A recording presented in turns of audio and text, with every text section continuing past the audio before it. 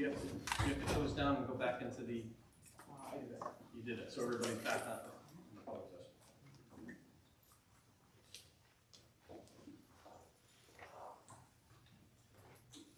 Hello, please leave a message.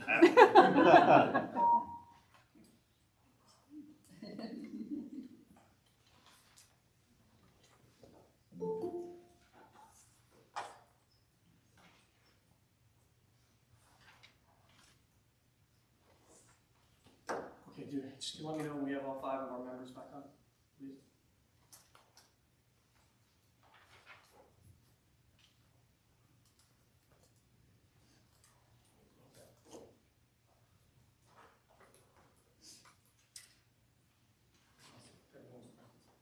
Everyone's back?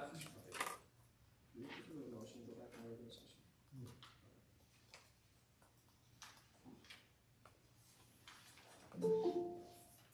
All right. Item number 4, motion based on executive session. All right, this is Mike Sharon Hebrew. I'd like to make a motion that the RHAM Board of Education appoint Colin McNamara as superintendent of schools, effective July 1st, 2022, and continuing through June 30th, 2025, subject to the confirmation by the Commissioner of Education in accordance with Section 10-157 of the Connecticut General Statutes, and move further that the board chairperson be authorized to finalize and execute a contract of employment for Mr. McNamara's service as superintendent. Is there a second? Seconded by Joe Coletti. Discussion?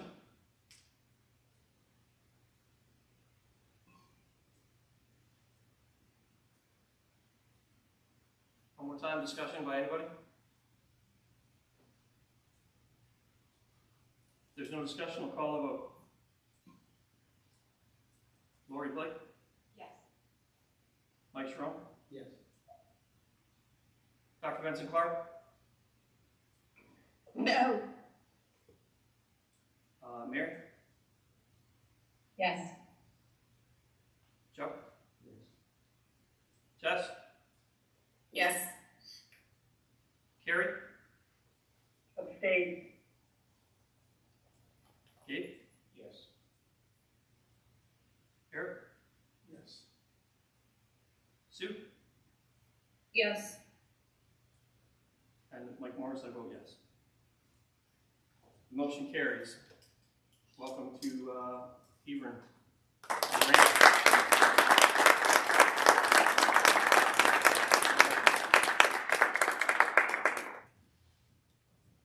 You take that seat. I'm going to watch for a few months. Thank you all very much. I'm very excited. Looking forward to it. Thank you. Congratulations.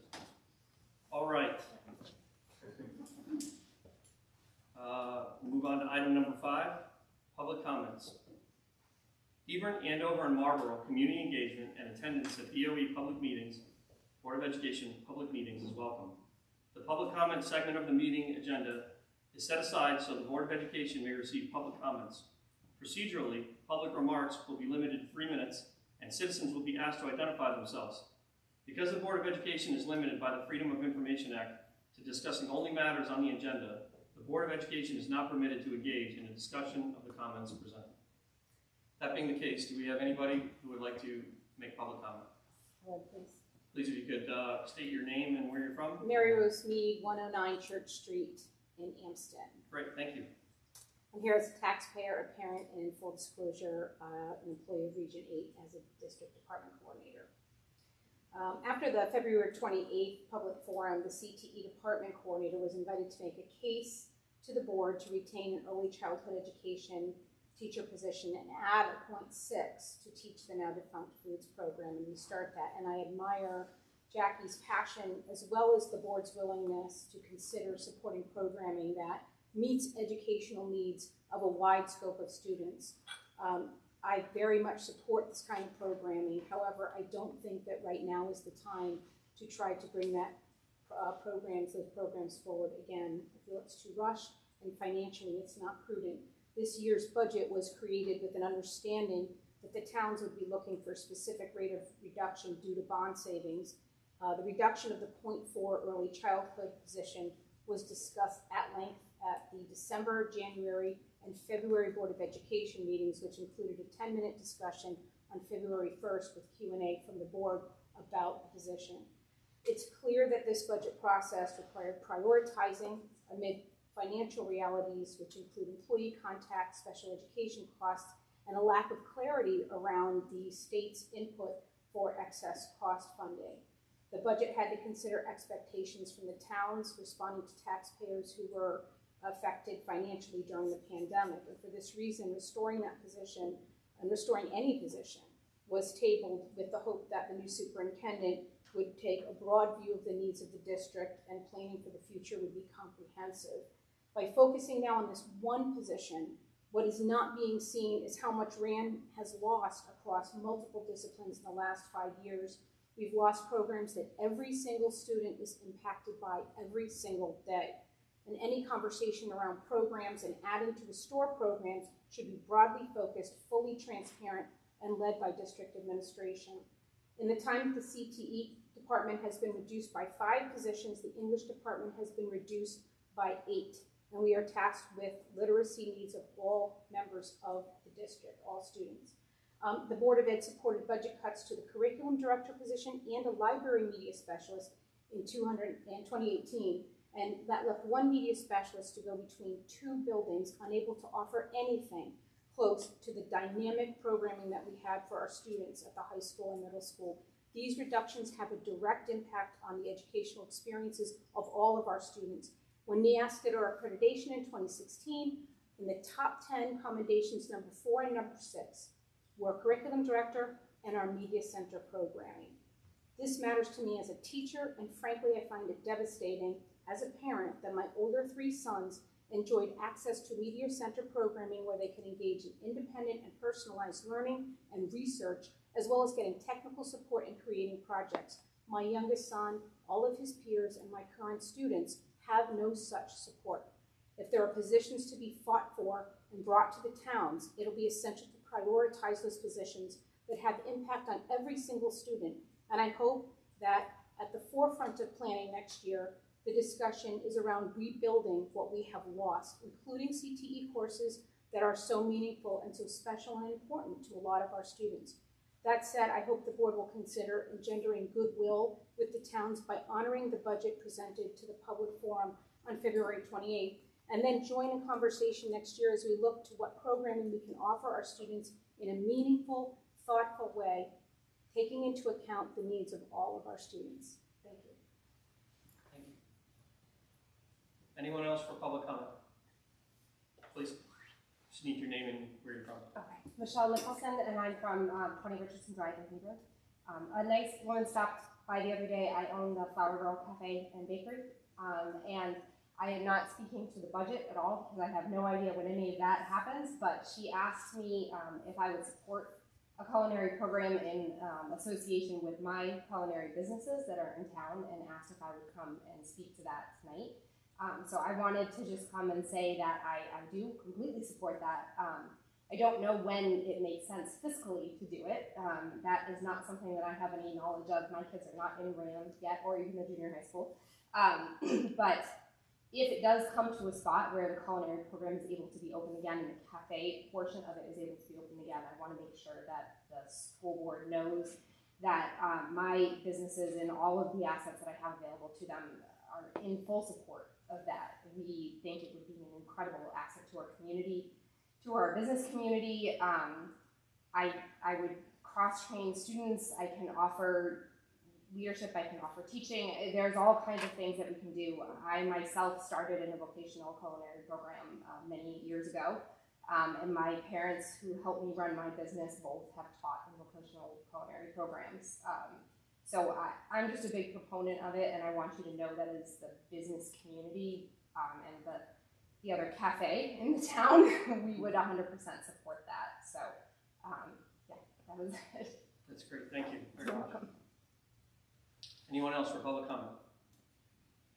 Anyone online for public comment? We're perusing to make sure there's no hands up that we're missing. Eric, are we good? I'm sorry? Jackie, please go ahead.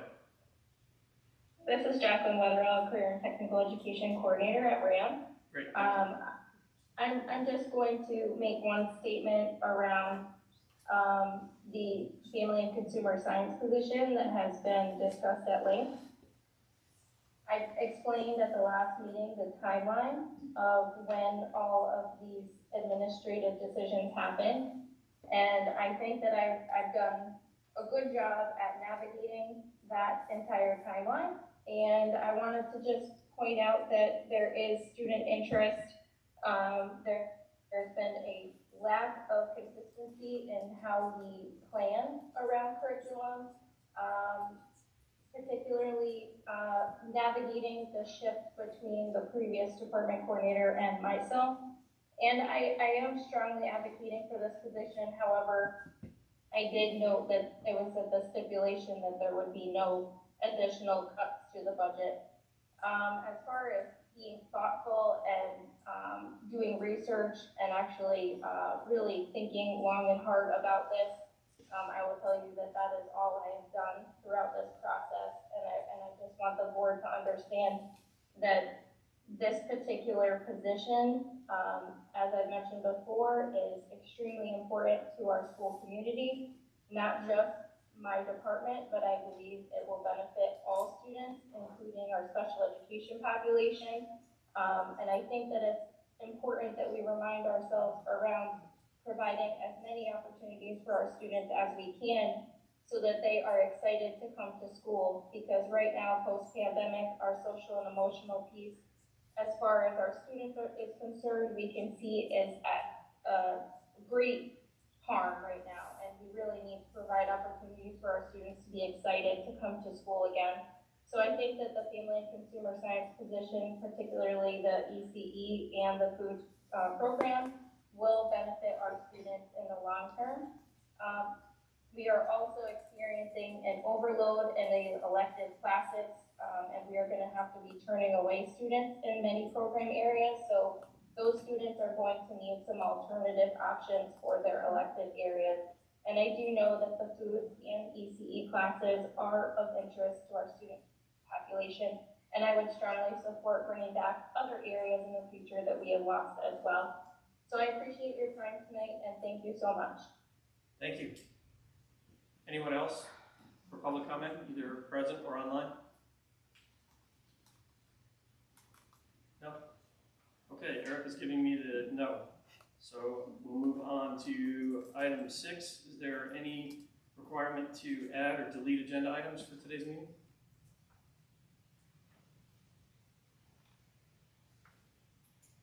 Good. Okay. Move on to item 7, student representative reports. Lily, you want to go ahead? Nice to see you all. So I don't know if you all are aware, but March 19th, which was this past Saturday, was the official start of the spring sports season. Sports were technically allowed to practice beforehand, but you're like not legally allowed to have a coach there, so we run more like by students or interested parents. So now spring sports would be like baseball, lacrosse, outdoor track, ultimate frisbee, I don't know. And it's times like this, it's like seasons like this where we really get the sting of not having a turf field. In fact, on Saturday it was a little misty, it was sort of raining out, and teams were forced to be inside, which was unfortunate because you obviously don't really want to have a tryout inside, especially like lacrosse or tennis or anything like that. If we had a turf field, we would probably be able to practice outside at least for a little bit, but we don't have that luxury, unfortunately. And then this past Thursday, there was the spring concert, which was a success, band and chorus. And I just want to point out the excellent music program that RHAM has, both for band, chorus, and like music tech, music history, music theory, everything like that. It doesn't get praised as much as it should, but honestly, we have some gifted teachers and definitely gifted students in that area. And then you might have seen around the school, we have tons of posters on the wall for different like brands almost. There's an entrepreneurship class that allows students to like create their own brand or create an own activity. They take investments from parents or teachers, and they use that to create a product, and then they sell it to the students. A lot of them are doing clothing items, and others are doing like a basketball tournament, which I think is a really good opportunity for especially like business students to get their foot through the door in terms of like figuring out how all that works. And in terms of like juniors and seniors, it is the beginning of the end of the AP season. For those of you that don't know, AP classes run until early to mid-May. I think the exams start like May 2nd and they run through I think almost all of May, and so the curriculum typically stops in the next coming weeks, and then review starts. Sort of a relief for students who don't want to learn anything, but also a little anxiety provoking because that means the exam's coming up. And lastly, it's coming closer to like I guess the senior season. Teachers are really trying to get us to pay our class dues, which I think is $30 a year, and that just pays for like shirts, things like prom, our senior outing, and also I got wins today that guests from other schools are going to be allowed at prom, which I think is really great. Gives good opportunities for students who have a significant other like in another school, or if they want to bring a friend. And I think that's really awesome, especially since we're making strides in the areas of COVID and all. So thank you very much. Great. Rob? So yeah, I just wanted to talk about two fundraiser type things that are coming up. One is a RHAM /food drive that's going on right now.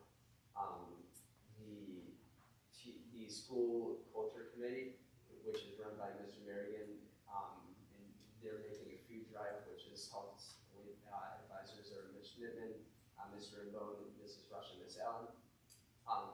They are organizing a food drive throughout the end of March and towards the beginning of April, and they will be collecting toiletries, food items, etc.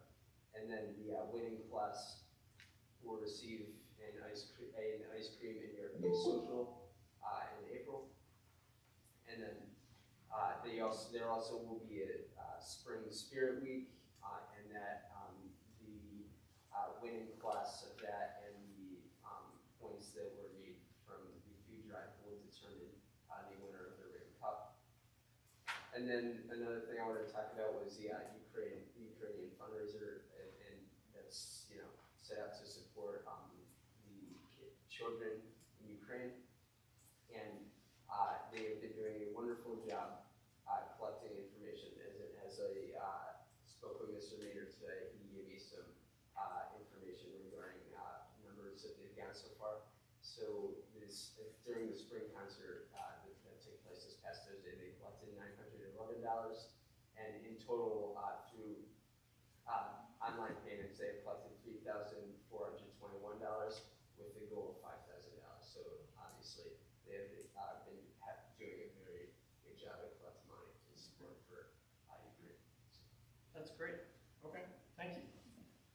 So for the chair report, I'm going to start off with saying that I'm going to have to talk to the future new superintendent about reorganizing this agenda so that I don't have to follow two such well-spoken and informed students, because they make me look bad every time. So I guess the first thing I would say is welcome to Mr. McNamara. I appreciate your coming to RHAM and filling in your big shoes to fill. Scott Liz has done a fantastic job for us here, and we're looking for the same from you. And then the second thing is that we're, I think between now and the next time we have our next meeting, we will have spring break opportunity, which I think is well-deserved or well-earned for students and staff alike. And I just want to wish everybody a happy spring break and a safe one. And look forward to having you all back, like I said, safe and sound. And I hope you get a little bit of sun and some warmth, if that's your plan. Superintendent. Great, thank you, Mike. And Colin, congratulations as well. You're the luckiest man in the room. You're really very blessed to be able to step into this job. And the board members will notice that there's a small gift for each of you. This is Board of Education Appreciation Month, and so it's a very small gesture. Nonetheless, I don't think anyone appreciates how undervalued our Board of Ed members are, our volunteer Board of Ed members are. I've had the pleasure of working with a number of you, both as principal and superintendent, some of you only as superintendent, some of you as principal and as your students. And again, I cannot tell you how grateful I am for your service, how the remarkable job that you do, sometimes behind the scenes, because tonight is a bit unusual. There's a crowd here. I think that most of you probably think that you toil away with very few people taking notice of what you're actually doing, because we don't tend to get a lot of large audiences. But having said that, you guys really are the bones behind the district. You challenge us to do better. You are incredibly supportive.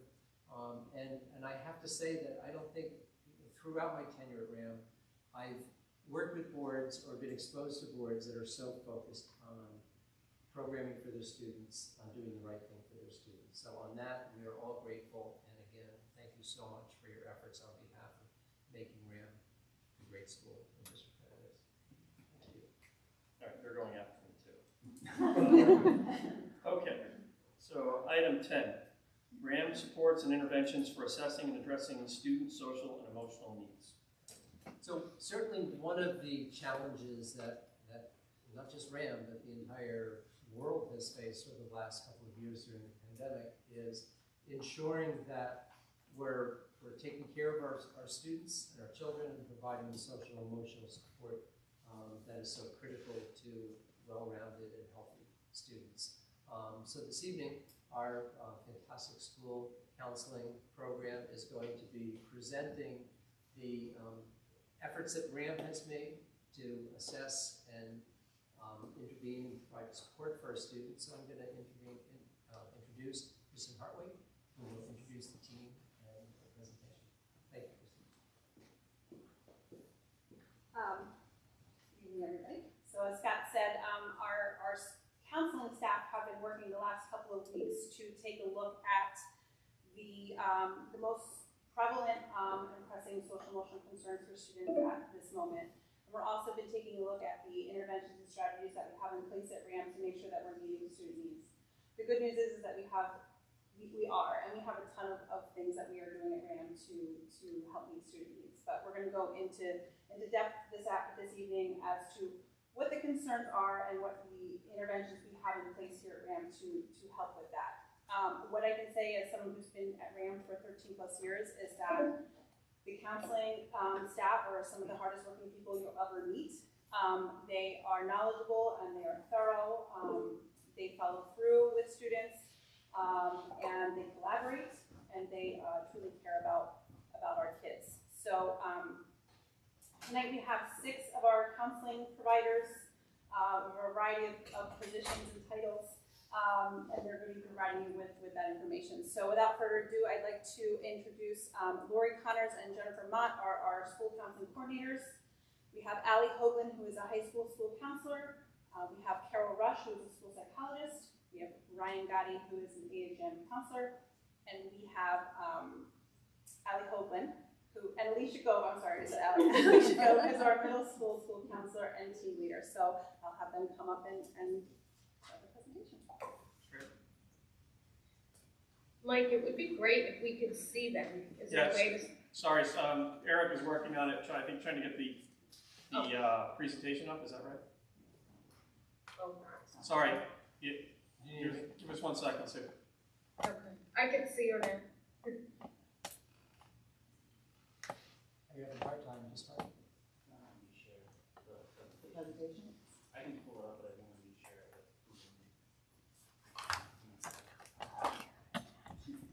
Is there somebody that can reshare it? I should not have it.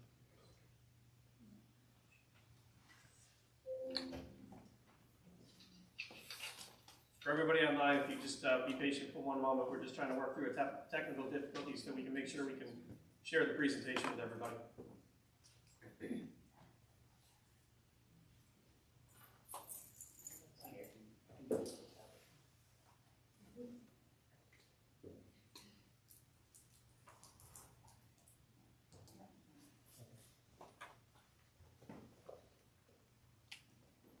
We're good?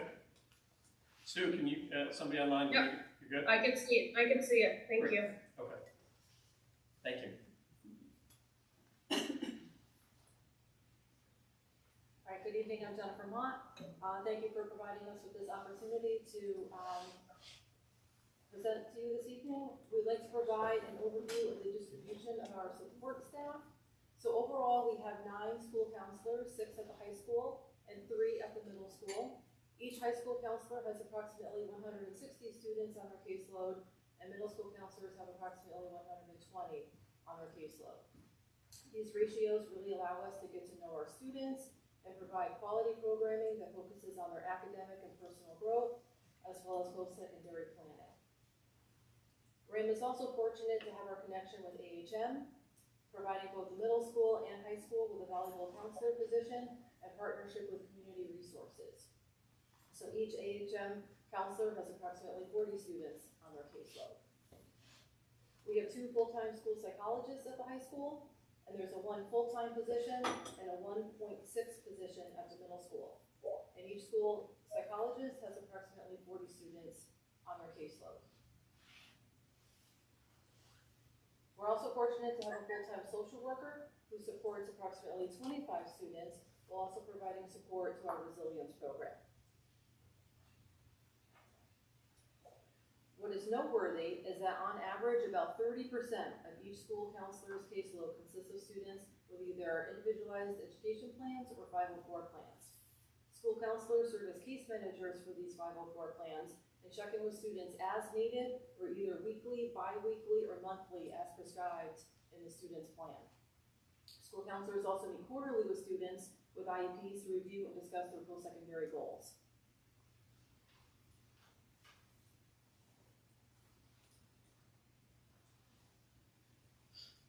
So in terms of statistics, we have some enrollment data here that progresses from 2019 all the way to this current school year.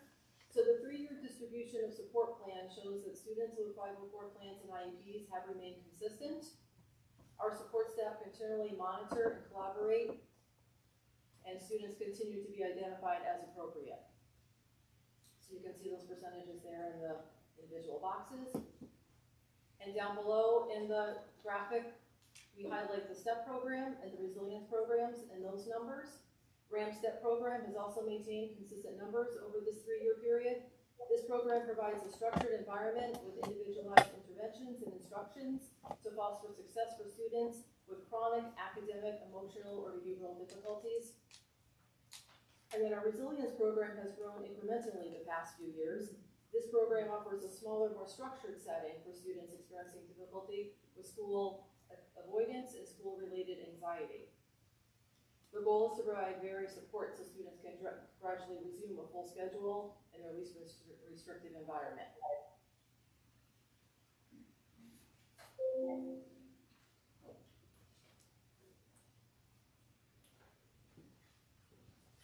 Good evening, I'm Lori Connors, Middle School Counseling Coordinator.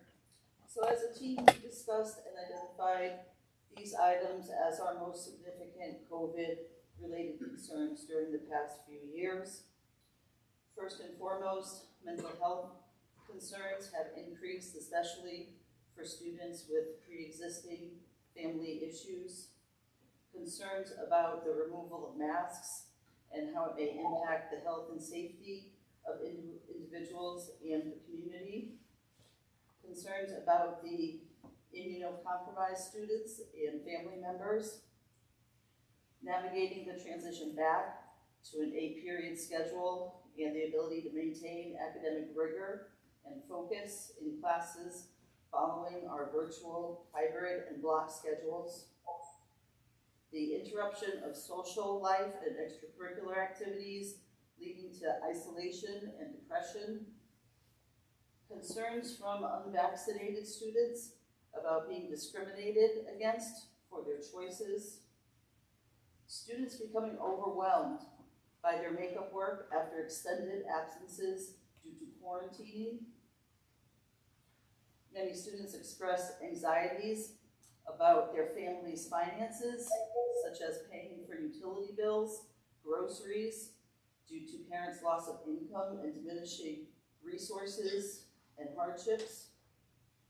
And lastly, heightened stress from students and parents over the college application process and repercussions from COVID on grades and student transcripts.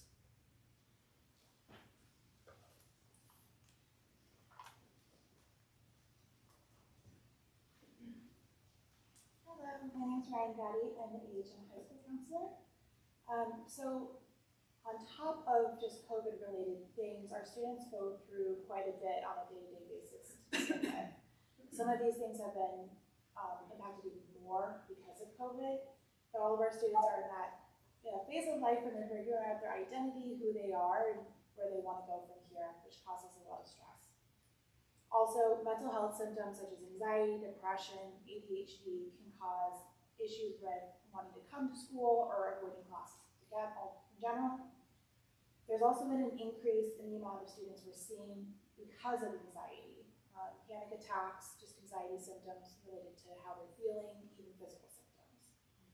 There's a higher need for support for our students with how to cope with what's going on in their lives, and we see them in counseling sessions to help them figure that out as well. High family stress is impacting their overall academic performance and social emotional well-being, whether it's divorce, new family dynamics, changing to new schools, anything along those lines. Of course, our teenagers are also struggling with peer relationships, friends, dating, and the likes. Social media is a big issue we see across the board for students, whether it's bullying online or just navigating how to be appropriate online. There's also an increase in identified diagnoses, either it's physical or mental, that can impact their academic performance, their self-esteem, and other things. We have seen some barriers in how we help our students lately. A lot of that is due to COVID, but other things are just higher needs of mental health support. So COVID-related stressors, financial and emotional, impact the families and their kids. We've also seen a huge lack of availability of recommended outside resources, whether that's outpatient therapy or, hospitalization. If our kids need to go to the hospital, they're being turned away, sent home with a safety net, which puts a lot of worry in our hearts for them. There's long wait lists for telehealth, for in-person, and any other kind of mental health resource they may need. Many providers are virtual right now, and although some people are okay with that, some are not, and that might be a struggle for them to attend online therapy sessions, especially with the lack of privacy from meeting a therapist at home. There can be concerns about stigma for mental health, and it may block some of our students from getting those services if they need to. Some mental health professionals are not accepting insurance right now, or they might not be able to find a mental health professional that does accept their insurance, which means that our families are paying out of pocket for therapy, which can get very pricey. And families may struggle with the balance of how to get their child to therapy. It can be transportation issues, working, or other concerns.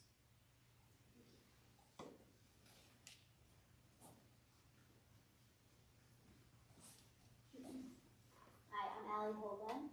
I'm a counselor at the high school. And now that you've seen the context for what we're looking at as far as COVID-related and non-COVID-related concerns and the barriers that we're observing in students' access and support, we wanted to kind of pivot and talk about what we're doing as far as a district when it comes to strategies and interventions. I think first it's important to note that we're uniquely positioned to provide comprehensive and systematic support to students and families being a 7 through 12 district. We can focus on the developmental needs of adolescents and all the changes that are going on, and look at what we can do throughout. I think it also helps that we have an adjoined building, which lays a nice framework for collaboration and communication across the grade levels. So looking at strategies and interventions, looking directly at the individuals first and their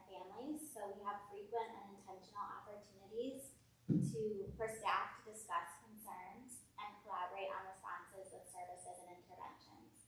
So we meet weekly in core meetings and then once a month in SRBI or scientific research-based intervention meetings to discuss student concerns, and these groups are comprised of administration, school counselors, school psychologists, as well as social workers.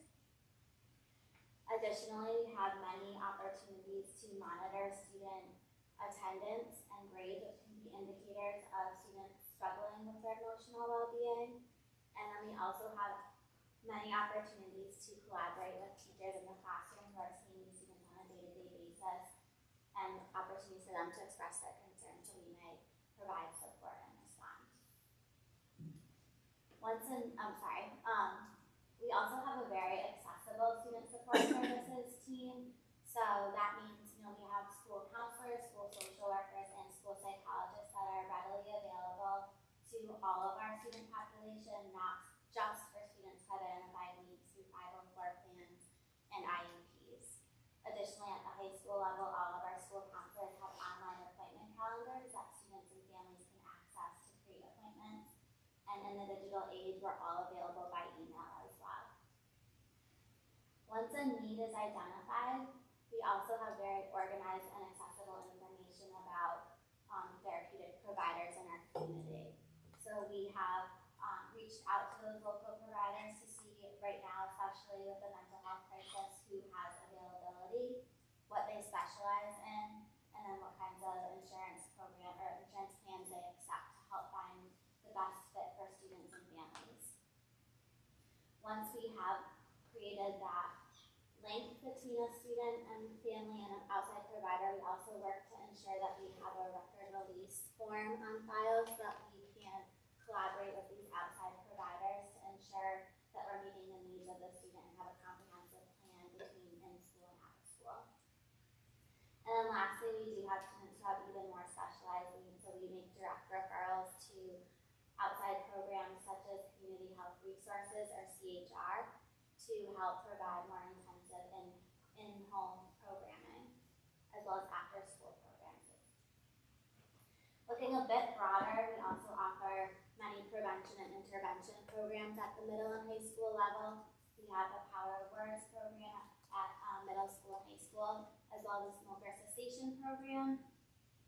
We also work collaboratively with RHAM to provide a summer girls empowerment camp. And then we have social and support groups available at the middle and high school level for specified needs. And then to broaden that lens even more, as a district, we have many opportunities for staff to engage in social emotional learning, professional development. We have training that ranges from the CPI or Crisis Prevention Institute, de-escalation staff training, PPR, which is question, persuade, refer, suicide prevention staff training. All of our staff participates in DCF mandated reported training. We have risk assessment training for student support services staff particularly.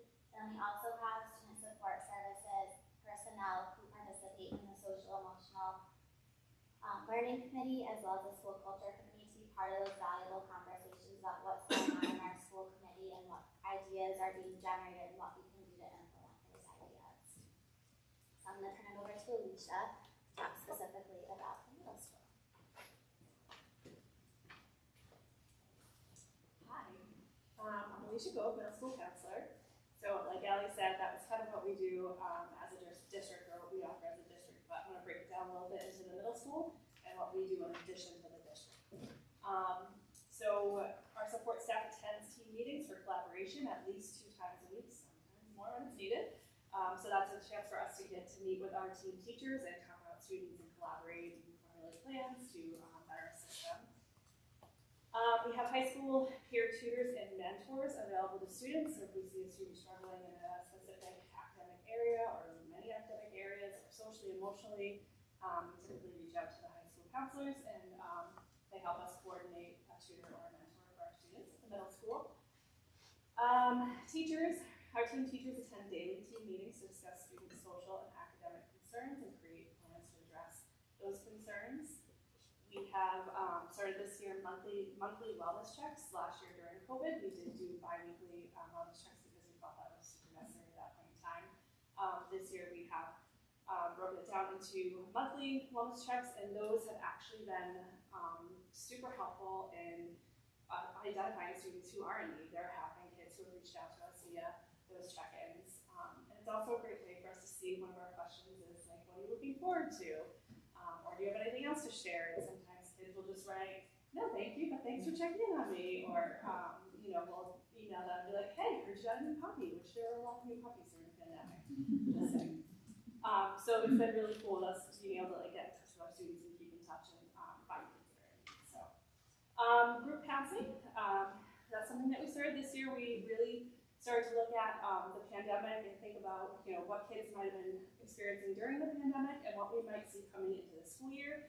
And we kind of formulated our groups around that, but not only that. So we offered groups on social skills, organization, understanding anxiety. We had a new student group this year, healthy relationships. We're kind of, I don't want to say flying by the seat of our pants, but if something comes up, we're trying to address it and formulate a group as needed when we can. We also have started lunch groups this year, which has been pretty fun. Again, that's kind of on the fly. If a student comes down and asks for a lunch group, we try to oblige, especially with the 8th graders, because they don't always love lunch groups, so there's some counseling. But I tried. But we have had lunch groups that are specific to boys, specific to girls, about healthy relationships. Sometimes we're utilizing the 7-step program that was new this year and kind of supplementing those lunch groups and our social groups.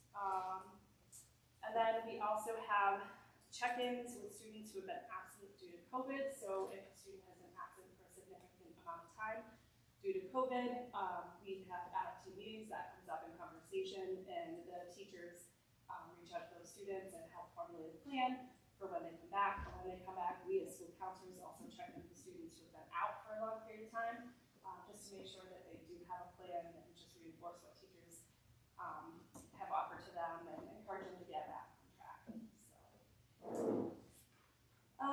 and then just because the monthly check-ins are new, this is just a little snapshot of kind of where we're at from September to our last check-in in February. We had a 10% increase in the number of responses, which is pretty good throughout the year. We're pretty excited about that. An 11% increase in students feeling great, which is awesome.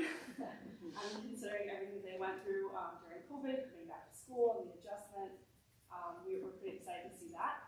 A 9% increase in students who have daily schedules now. That was a big issue during COVID. We saw a lot of kids struggling, not knowing how to manage their time, not having schedules, staying up all night, on the Xbox, whatever. Students seem to be kind of getting it back under control now. They do have daily schedules. A 15% increase in student activity, which is amazing. We're so happy to see the kids involved again and doing things such as doing sports and clubs. And then a 10% increase in students who feel they have an adult to reach out to, whether that's in the building or outside of school. We just found that it was really important to know that students feel connected to somebody and have that trusted adult to go to. And a 0.9% of students report that things are tough each month. So great, that's not awesome, but 0.9 is pretty good, I think. So we are really trying to closely monitor that. With our wellness checks, if any student reports that they're feeling meh or that things are tough, we do reach out to them and pull them into our offices. If they're out for COVID, we tend to send them an email, just try to reach out somehow. So, and then at the bottom, things that students reported looking forward to, and this is from the beginning of the year until February. The one thing I will say about this is it just makes me so happy because a lot of the things that are on this list that they're looking forward to were a lot of the things that they were reporting missing during COVID. So it's nice to see that kids are kind of getting back in the swing of things, doing the things that they missed, like visiting families, going to the gym, participating in sports, going on vacations. So that's been really great to see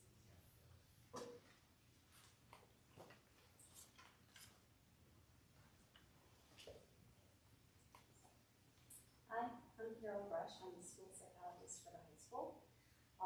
The strategies and interventions that we have at the high school are mental health bulletin board with resources, listing therapy, hotline numbers and educational pieces that they can read about.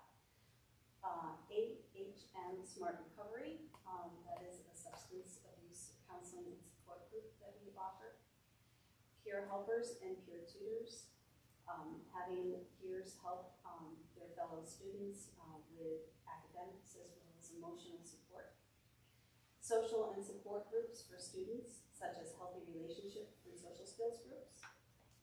Supporting connections between students and extracurricular activities, including athletics and clubs such as SOAR, the School Culture Committee, and the RHAM Best Buddies. And our latest addition is the Therapy Dog program. I had proposed this program early on in the year, and I was lucky enough to have it approved by administration. We really thought that having a therapy dog would really bring joy and support to our students, and it's been overwhelming. The kids and the adults in the building really benefit from that. They just light up when Barnabas the dog comes through. I had a survey put out, is the pet therapy program beneficial? Do you think having the pet therapy program is beneficial for RHAM, the students and the faculty? And 94.9% said yes. So that was a wonderful thing to see. Another question was, should the program continue going forward after this year? And 90.8% said yes. Some of the feedback and the breakdowns are, before the therapy dog came to visit, 15.8% said that they felt happy. 57 students, or 29%, said they were sad or depressed. 43% said that they were anxious. 25% said they were frustrated. 12% said they were angry.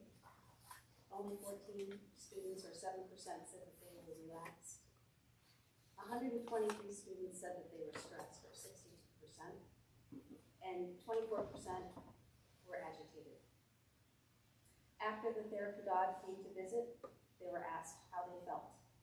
147 students, or 75%, said they were happy. Only 6 students, or 3%, said they were still sad or depressed. Only 5.6% said that they were sad or depressed, and that was compared to 29% before the dog came. Only 1% said that they were still frustrated, and that was 25% before the dog came. They had feelings of relaxed, less stressed, calm, and all positive feelings. That says a lot. Some of the student and teacher feedback said, one child reported, "You are my antidepressant. I am instantly happy when I see him. I need this. I feel my depression lifting. He helps me with my depression. I have seen a therapy dog bring joy and comfort to many of the students. I always feel better after seeing him." This says a lot. So that's one big program that we brought to the school. And I know that the middle school is looking forward to having them visit as well. The resilience program really benefits. Many students say that they come in because of the dog, and that they would rather not come at all. So we see a lot of positive benefits from this program and the other programs that we are supporting here at the school.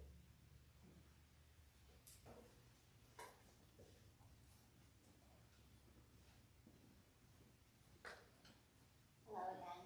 Barnabas is a tough act to follow. But we, at the high school level, we also created in the school counseling department a survey to help gauge the emotional well-being of our students.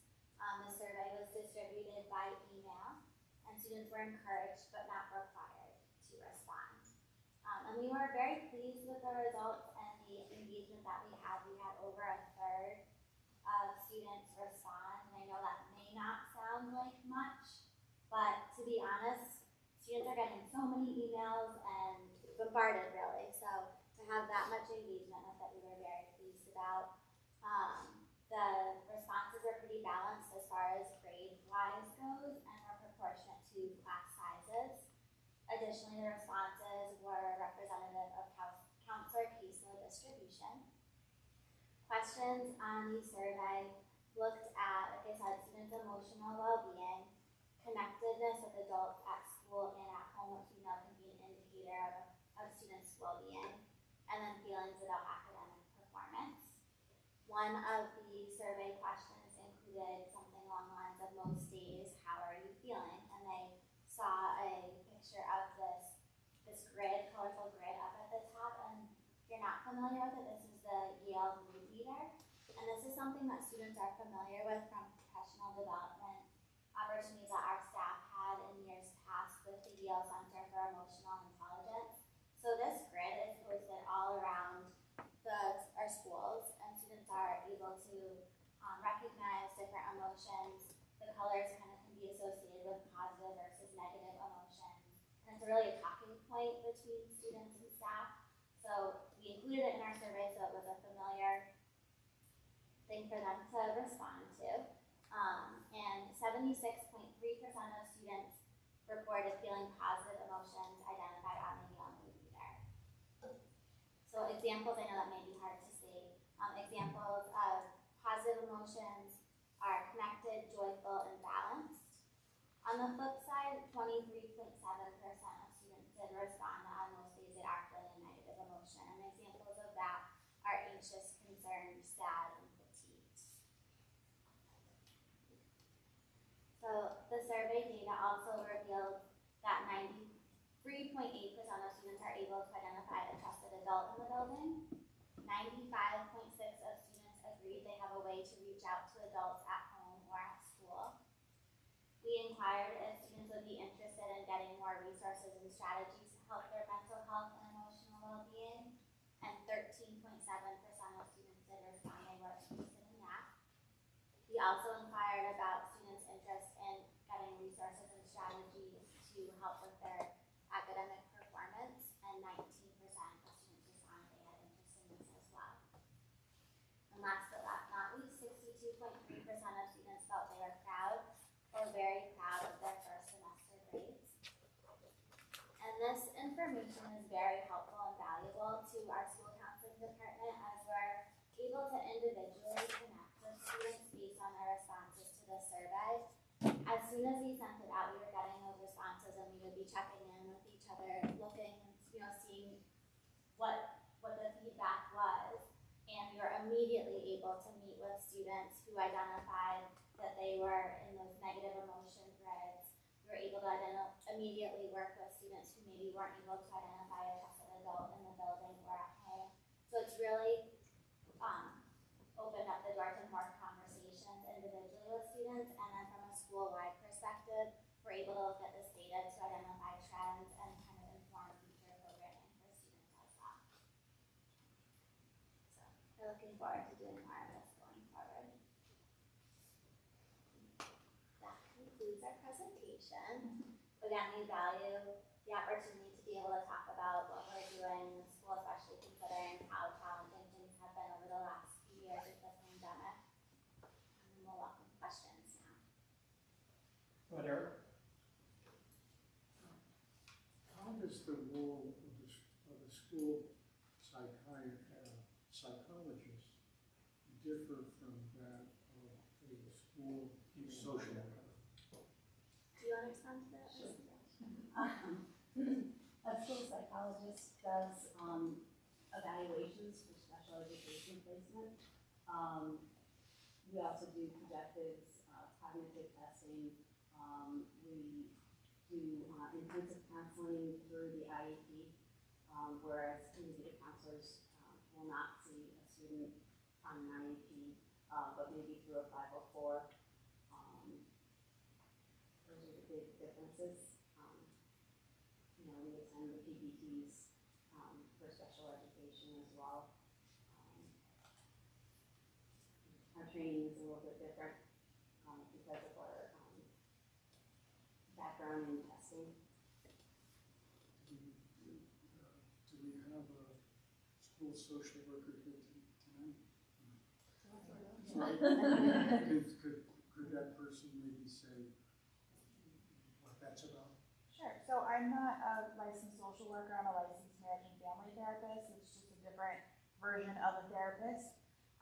So the differences between my role and Rush's is that I focus mainly on counseling. So I do, mental health counseling with the students, help them with any type of either anxiety, depression, or struggles they may be having in their life, whether big or small.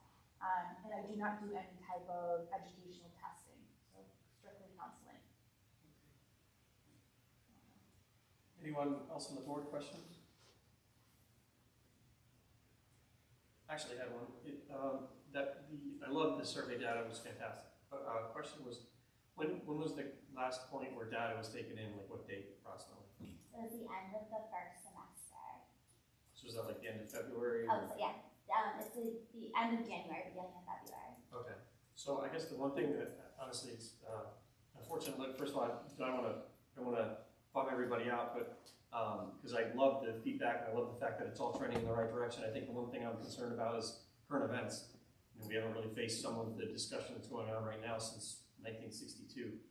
And so I can't help but think, I know for my own students that live in my house, that there's a lot of questions going on. And I'm just curious if you've gotten any feedback, anybody reach out to you concerned about, current events that are, yeah.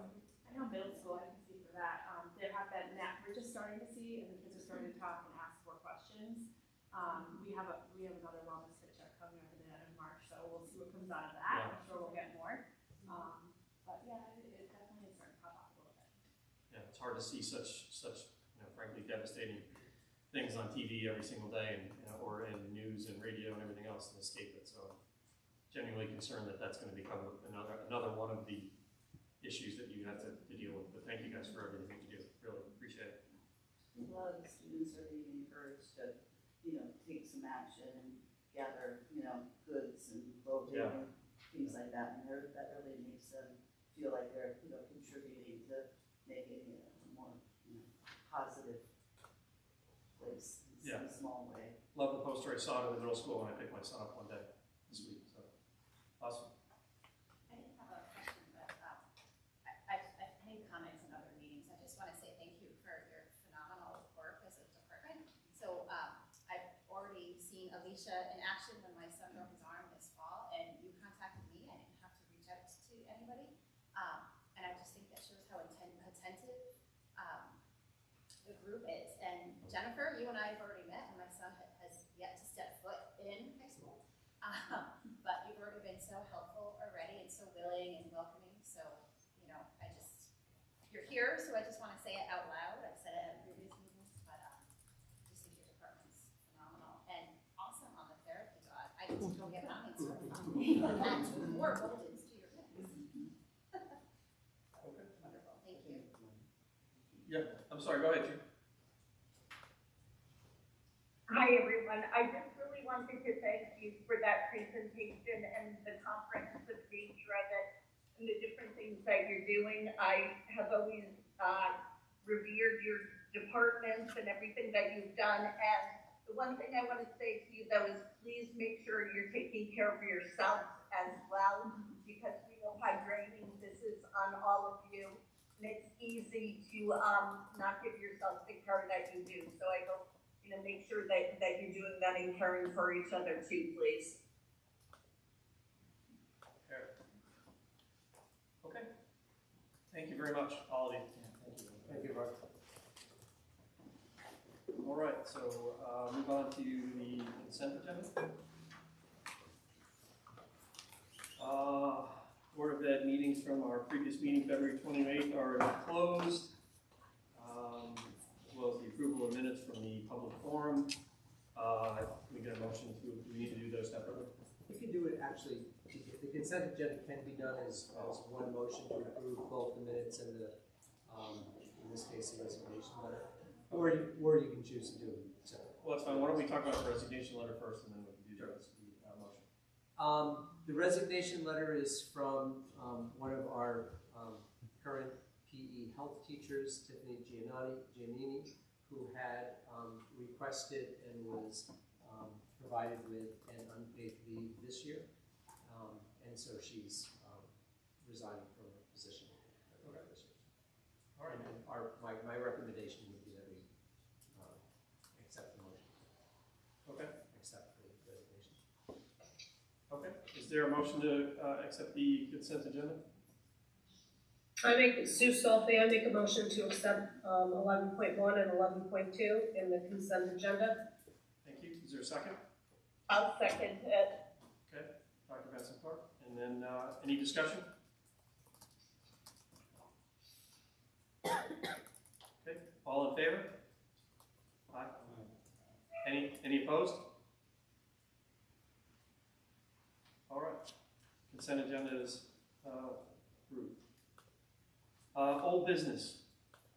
Discussion and possible action of proposed Region 8 2022-2023 budget, the enclosure 12.1.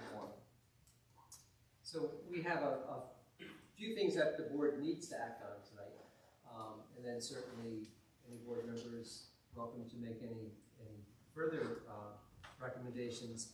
Just in terms of the timing, this is the last scheduled meeting prior to the public forum on April 4th. And the way that process will work is we'll begin that evening with a public forum in the auditorium. I'll present the budget essentially as it leaves the room. So members of the public are certainly welcome and encouraged to ask questions and provide any thoughts, recommendations. Once the forum is complete, we'll come back into this room, and this will be that would be your last opportunity to make any changes in the budget. And essentially that evening you will be adopting what will no longer be my proposed budget, but it will be the adopted board budget, which will then go to referendum on May 3rd. So, Eric, could we start with the reductions? There we go. Okay. So there's one slide here that is a gift that requires no action on your part, and then the next slide would require some action on the board's part. In terms of insurance, I think as everyone recognizes, we're part of the insurance consortium that includes each of the school districts within our region, as well as the towns of Andover, Hebron, Marlborough, and RHAM. We had earlier in the budget process, because the consortium is so healthy and our bank account is so healthy, we actually reduced the cost of insurance by 4% earlier in the process. Consortium met last week and reduced it another 2%. So we're actually looking at a full 6% reduction, which, as any of you that have worked in insurance know, is almost, maybe is unheard of. It's an insurance unicorn. Yes, it's. I don't think people would blink an eye at a 20% increase, and here we are decreasing by 6%. So, what that equates to is a reduction of $35,721. We are adding, because the budget is still fluid at this point. One of the programs that we discovered as we move into the spring was our Ultimate Frisbee program that had some money designated for buses, but didn't have enough to ensure that we were able to provide enough buses to bring them to each of their 4 off-site competitions. So we are adding $4,200 into the budget for next year to cover the full cost of buses for the Ultimate Frisbee team. What this equates to is a decrease of 0.77%. So this takes us from where we were at 0.67 and brings us to 0.77%. There's no motion required for that because that's happened. The next slide includes a list of items which are in your budget, and I'd have you refer to in your budget package 12.1.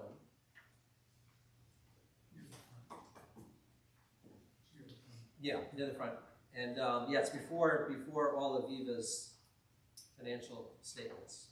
So it's right at the front of that. And what this slide represents is a further recommended reduction of $97,813 from next year's proposed budget. And we get to this by doing pre-purchasing of these one-time purchased items out of this year's, the money that we have available for this year. And, you know, I think it's good budgeting to take money that we have available to reduce budget. What I think is even a bigger sign that this is a good practice and why I would highly recommend this is that it will reduce next year's budget by $97,813, but already from the time I first proposed these items to actually purchasing them, it's going to cost us $100,183 from this year's budget. Prices have obviously gone up everywhere. I think it's prudent to purchase them now, reduce next year's budget, and again, it'll save money in the long run because if we left them in next year's budget, their prices are likely going to go up anyway, and so we end up paying more. So my proposal here would be that the board consider making a motion to approve the reduction of $97,813 and the pre-purchase transfer of funds totaling $100,183.10 out of this year's budget. Doing so will result in a combined reduction of operating capital down to a negative 1.09% decrease over the current year. I'm happy to answer any questions on that. Sure. Just on the two textbooks, just purchasing them this year, is it what happens to another purchasing them now versus August or September? So on the Azula textbook that you see was $1,200. If you look at the transfer sheet, the cost is now $6,954. Yep, sorry, and my question was, does this buy us the latest date of print?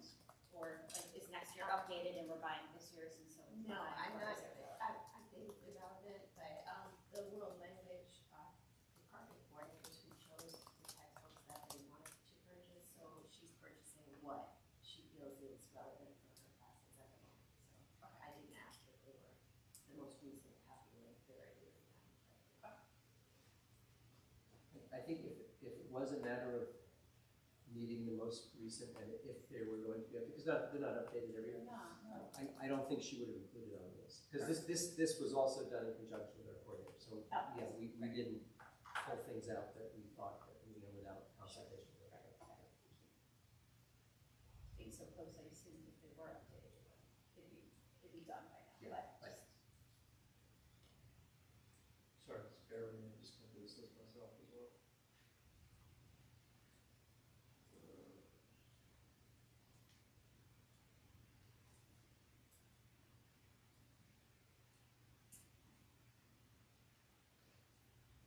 Thank you for doing this work to find these other places, Scott and Eva. Thank you. Well, we're happy to do it. Okay.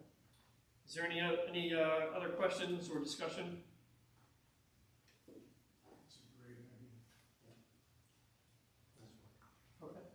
Is there a proposal or a motion?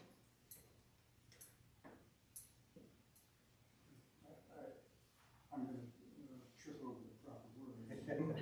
We'll help you. But, I'm gonna start by saying how thrilled I am with this. We just met with, as Scott knows, and Scott presented. Eric, it's almost impossible to hear you. We just met with the Andover Board of Finance, Scott presented. And the question comes up, when are we going to see those reductions? And this represents a real reduction. And so I'm really happy and thankful for the work that's been done to pull the spending into this year's budget where there was room for it, so that we're able to present a budget to the townspeople that is over 1%, which is, there are very few things that go down around here, so it's a solid accomplishment, and I'm very pleased to see it. So, having said that, I'd like to make a motion that we accept the proposed $97,813 reduction to next year's budget by spending 100. I second that. 183.10 out of this year's budget. Okay. I got Eric as the I motion, second Dr. that. Benson Clark is the second. I have a discussion. I would like to echo, and Eric, thank you so that we could hear you. That was important. I would like to echo what Eric said. I went to all 3 Marlboro meetings, 2 Board of Finance and 1 Selectmen, the Hebron Board of Finance meeting and the Andover Board of Finance meeting. And Scott and Eva, you were so gracious and really shared the budgets in a very thoughtful way and listened to everyone. And I feel very good going forward in this budget season. So thank you everyone for that. And I think any additions that we have certainly make sense. And Rosemary Mead, I think very, very highly of, and I think those things need to be right already. We start budgeting for next year tomorrow, right? So they need to be in next year's budget, because I remember crying when we lost our media center person, Jerry Deneen, and when we lost the curriculum coordinator position with Lauren. They were just so valuable, and they added such quality. So we think that as well. Okay, thank you. Any other discussion? All right. Since this is a financial one, we'll do a roll call. So we'll call a vote. Lori? Yep. Mike? Yes. Dr. Benson Clark? Yeah. Mary? Yes. Joe? Yes. Jessica? I think Jessica had to leave. Carrie? Jen signed off. Yep. Carrie? Yes. Thank you. Gabe? Yes. Eric? Yes. Sue? Yes. Great, and I vote yes as well. All right, that motion is carried. Great, fantastic. And I want to thank Eva and the coordinators for their hard work in identifying those items that really lent themselves to do this. So appreciate that. So I was asked to relook at the early childhood position that was added only because the number of requests that we received. So what I have here is kind of an updated overview, and I know I shared this with the board a couple of weeks ago. We can go to the next slide here. In terms of the numbers of requests, so Chris and Penny have been working with Jackie in terms of looking at what the numbers of requests are, and then Chris is anxious for us to come to a resolution on this so we can start the scheduling process tomorrow. And the coordinators can start building the schedule for next year. So in terms of Food 1, we have 51 requests, which would equate to 3 sections of classes. For Foods 2, we have 3 requests. We would not run a class with only 3 requests. With Early Childhood, we have 31 requests, which would be 2 sections. For Early Childhood 2, we have 6, although, and then now this is getting into kind of the scheduling geekdom of things. We know that when we begin scheduling for these programs, that not all of these students will be able to fit them into their schedule, particularly when they start to compete against other courses that the students want. So with those requests, Chris would typically look at a 0.5 FTE position as opposed to full-time. So 3 options. One is kind of out of the box, but I was asked to, let's see, can we get creative here? So if you go to the next slide here, the 1.0 full-time failing consumer science position, certainly the benefit is that it does maintain the early childhood and foods program, which I think, and adds a food program. So we're maintaining really early childhood, which was put on hold because of inability to find a teacher. But this provides that programming and it adds the foods back into the mix. I think that was the intent of the original proposal. Obviously, the challenge is that staffing levels are not aligned with the student numbers. We don't have enough students to fully support a full-time position. Scott, is that because these are half-year courses? Right, these are all half-year courses. Right. And then the next, so if it was a part-time position, we believe that it supports a 0.5 FTE position. Certainly the benefits is it continues to provide, it provides students with access to both early childhood and foods programming, and it certainly retains options for future programming expansion. Some of the challenges are, as I mentioned earlier, as the schedule begins to get built and students are put into the schedule, there will inevitably be some conflicts with other singletons. A singleton in scheduling terms is a course that's only offered once.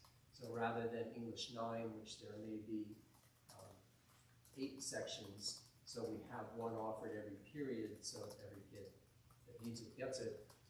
Some of these courses may be offered once. So if I am interested in band, and one of these courses is scheduled at the same time as band, then obviously the student needs their choices. That happens every year. That's the natural course of building the schedule. I think as we've talked at length about the challenge of hiring a half-time teacher,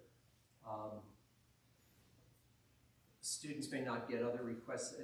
So if we aren't able to hire a teacher and put students into a program, the students then run the risk of not getting the electives that they originally wanted when they had scheduled this if these courses get canceled. And we are seeing impacts on some other areas. So for example, we had 20 students who withdrew from art classes to take these, so we are seeing some impacts on other areas. The out-of-the-box proposal, we currently have students taking early childhood through virtual high school, and they're partnered with our preschool program already, so they have to do practicum, so they're doing their practicum at our preschool. So we do have 4 students that are currently choosing to do that. And for those of you who haven't heard of virtual high school, it's a program that's been around for many, many years. And the way that virtual high school works is a school essentially buys a subscription or pays for a subscription each year, and they receive 25 seats. Virtual high school offers over 300 different courses. The catch is, for the typical subscription, is that you have to have one of your teachers teaching a virtual high school course. That kind of lets you in. So we started a number of years ago with Kim Buendorf, one of our social studies teachers, teaching a virtual high school course. So in her 5-period classes each day, one of her classes is a virtual high school class. She may not have any RHAM students in that class, but what it allows us to do is it allows 25 seats each semester for our own students to take virtual high school classes. And students are taking courses that we don't offer. They're taking courses that the conflicts are impossible enough where they're not able to take it even if it is offered here. Candy does occasionally have students from RHAM, but it's rare. in order for a teacher to be eligible to teach in Bristol High School, they have to be trained, and there's a cost to that, unless they choose to teach an in-demand course, and that's exactly what Candy did. So it didn't cost the district anything, and that bought us 25 seats. I wouldn't want to use up those seats with any one program. So one option would be to expand our virtual high school offerings. We would do that one of two ways. You can buy another 25 seats subscription. It's $8,000 a year. We'd have to get a teacher certified in time to teach it. I don't think that's totally realistic at this point. But you can also pay per class. There's a $450 fee per class. So one option would be to purchase enough or budget enough money so that we could purchase additional seats for students interested in taking the program. It would allow us to continue to offer virtual early childhood education courses. We continue the academic partnership with RHAM through the Kinder-On program. Does retain few options for future program expansion. It kind of eliminates the hiring challenges, certainly reduces the number of scheduling challenges student has, and it reduces the likelihood that students are going to be coming from other elective areas to take this. Because students often can take this above and beyond the courses that they're already taking since they're online. It's not a perfect solution by any ways, in that students would not have the option to offer to take foods courses. So this would be focused just on early childhood. Virtual high school doesn't offer a foods class for obvious reasons.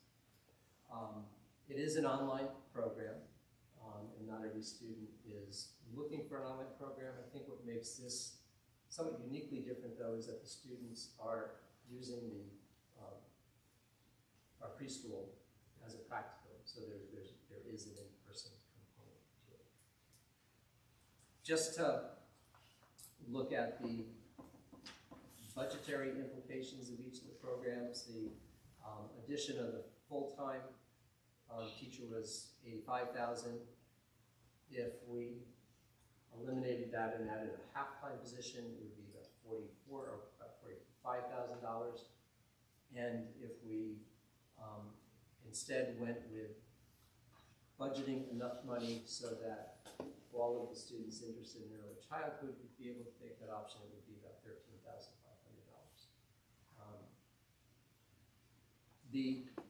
That wouldn't, those extra courses too wouldn't just be limited to early childhood. Any on the 300 would be certainly available to teachers. It would also, budgeted for next year, if that continued, it would allow us to look at, as we see some decreasing enrollment, chances of possibly getting a teacher who may have less courses to teach, trained in virtual high school to continue to provide some writing. So that could be a component of the discussion that certainly is going to ensue with the new superintendent. Moving forward, how do we support our elective programs in the face of decreasing enrollment? And that's going to have to be a thorough discussion, obviously, as Mary Rose mentioned, with non-teaching courses as well, the curriculum director and the media center specialist. How do you manage bringing those back into the budget while at the same time managing the decreasing enrollment? So. Sure. How many students in a given year fill up those 25? I'm going to look at Penny and Chris. Do you guys know offhand? We don't fill all 25 seats. Yeah, it varies. I think Yeah. it just depends on what students are looking for, and like 10 or 12 maybe. So like over the last 3 or 5 years, each year it'd be between 10 and 12 approximately. Like, is it around that? Per semester. I know it obviously fluctuates, but per semester. Any other questions? I have a few. So I think when we first I got some initial feedback on these classes. We had some it was less than what we're looking at on this current breakout, right? So it was something closer to 0.3 or 0.4, is that right? So I guess bear with me because I don't understand the scheduling.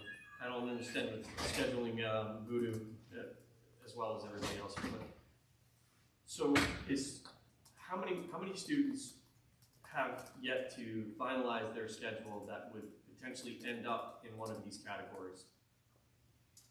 Right now, I'm looking at Chris because obviously I want to make sure that I'm confirmed. Chris. The counselors have told me that just about all students have solidified their requests, which is consistent with where we would normally be at this point. So we wouldn't expect the numbers to change significantly at this point.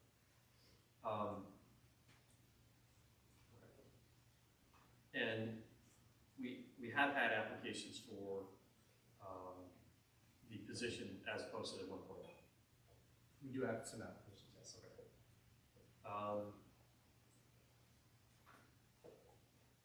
And so I guess the second question is that this is probably simple, but in order to take Foods 2 and Early Childhood 2, you would have had to have completed Foods 1 and Early Childhood 1. All right.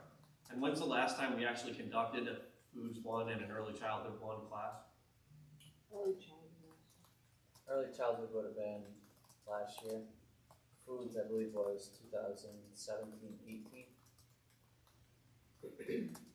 But they could take Foods 1 or ECE 1 during semester 1 of next year and take ECE 2 or Foods 2 second semester, and the students did have that choice also. Okay, so you're saying that so the people that were signed up, 51 and 31, that signed up for Early Childhood Foods 1 and Early Childhood 1, that same number did not opt to sign up for Foods 2 or Early Childhood 2? No, it was only like 2 or 3 students who opted to sign up for the second version. Any thoughts on why that is? Probably wanting to take other electives because we do have a wide variety of electives to take. Okay. I'm sorry, is there anybody online that has questions? Who's here? Is there? Go ahead, Sue. Is the counselor still in the audience or no? We have one. Couple of. Yeah, we have a couple. Yeah, I guess the question that you asked Mike about, kids moving into it, I'm curious to know what their thoughts are, because I believe they're the ones that are taking the responsibility right now of helping the students enroll in this, since it's not a class that's on Power School that could be registered for, and I believe the counselors are the ones taking the lead with this. Is that correct? We would be, yes. Maybe a little louder, I'm sorry. Sorry, yes, we would be. Are you asking about the logistics of what would happen for next steps? Yeah, I guess I'm asking what your thoughts are around the chances of the more interest in the positions than what we're seeing on the screen in the presentation that was shown to us. Right, that's a great question. I mean, the students had an opportunity to complete the survey. It's just a matter of whether or not, anyone ends up changing their minds, or if there's any other changes moving forward. It's just one of those things hard to forecast, but the students were given an opportunity to, let us know if they would like to take the class or classes.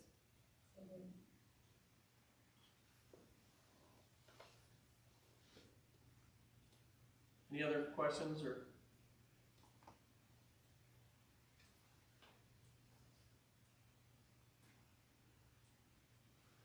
Okay, I guess the next question is are there any motions for this? Well, is this really on the agenda to make a motion? I think so. Yeah, it's under the budget discussion and possible action under the budget. And where are we currently now? Well, we're at 1.0. Right. Yeah, that's what I thought. So, before I guess we go to any potential motions, and maybe this is a discussion thought, but I guess I'll just maybe thinking out loud. Recognizing the fact that there is a full half FTE worth of students that have physically signed up for these opportunities,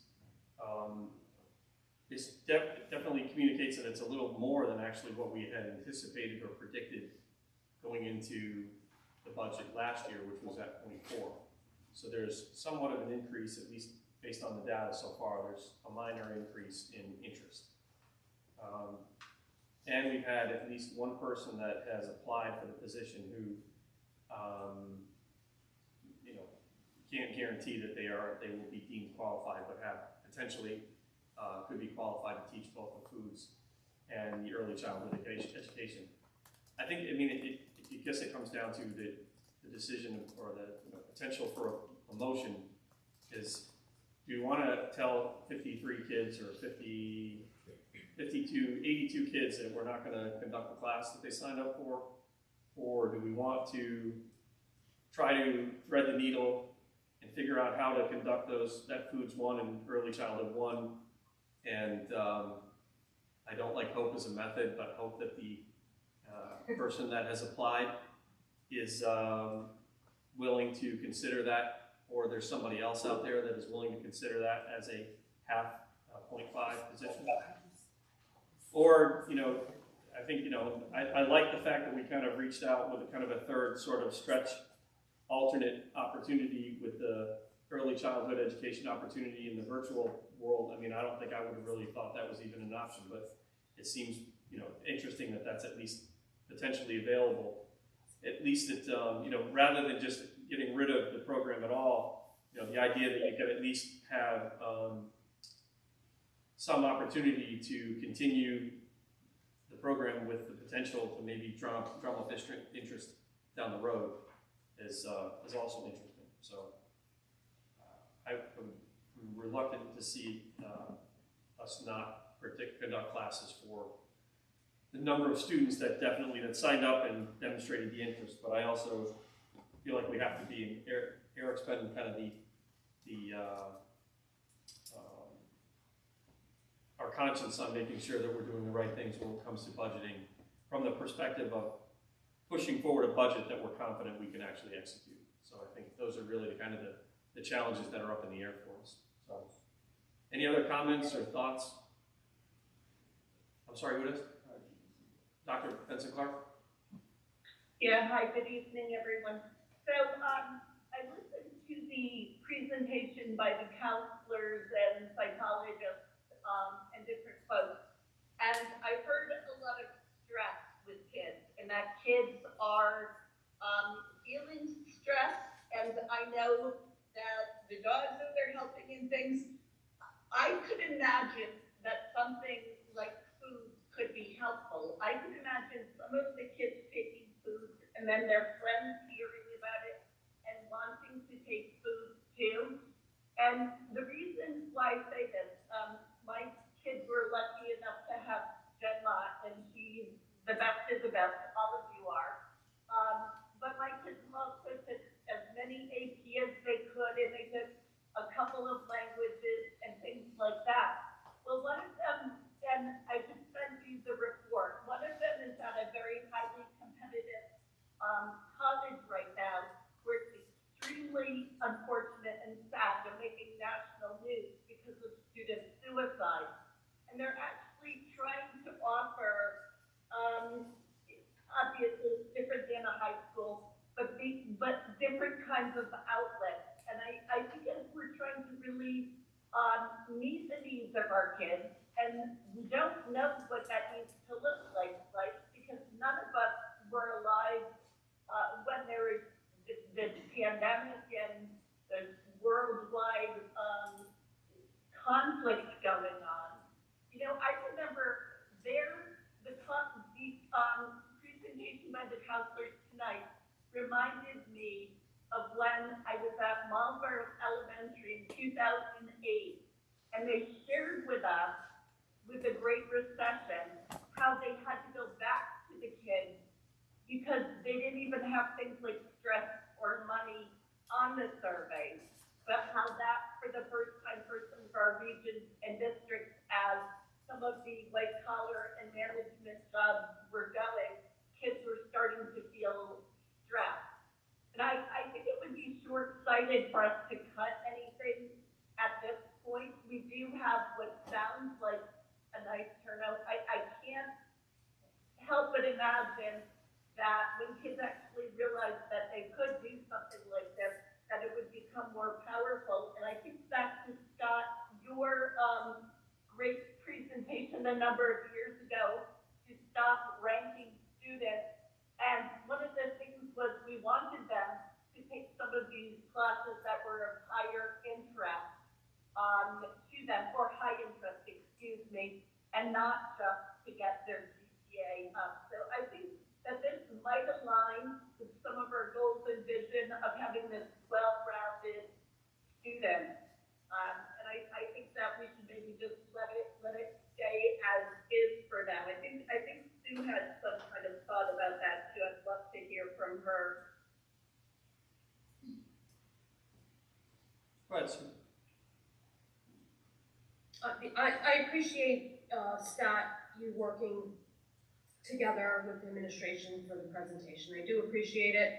Thank you for spending time. I'm sure it wasn't easy coming up with a couple options.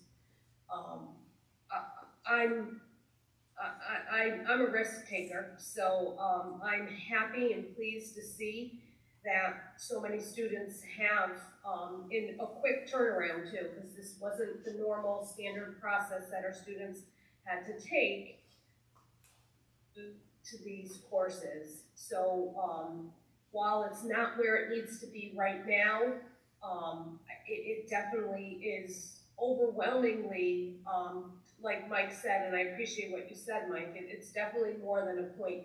So in my opinion, I would like to, leave the motion that we made and passed during our last board meeting at this time. That's what I would like to see happen. Yes. Is it possible to have a option B, where a 1.0 full-time family consumer science person also, because we know that they have a half-time definitively right now, be that virtual high school person?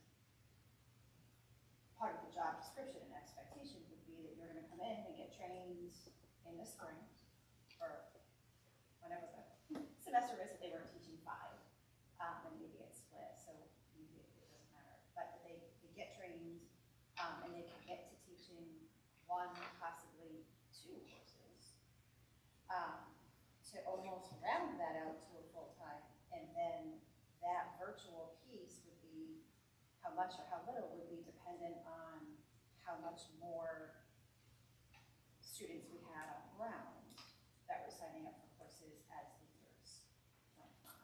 Is that possible? I don't know if I can even answer, because I don't know that virtual high school needs that as an option, whether it's even an option to. Because that would be a piece of it, right? So obviously foods isn't online, early ed is. Is there something related to that beyond early ed, right? So there would be some options that this person could use. I don't know. Again, I don't, that would be determined on virtual high school what their data is. I do have to say that this puts us in a very difficult position because we can't fill a full-time position that doesn't have students.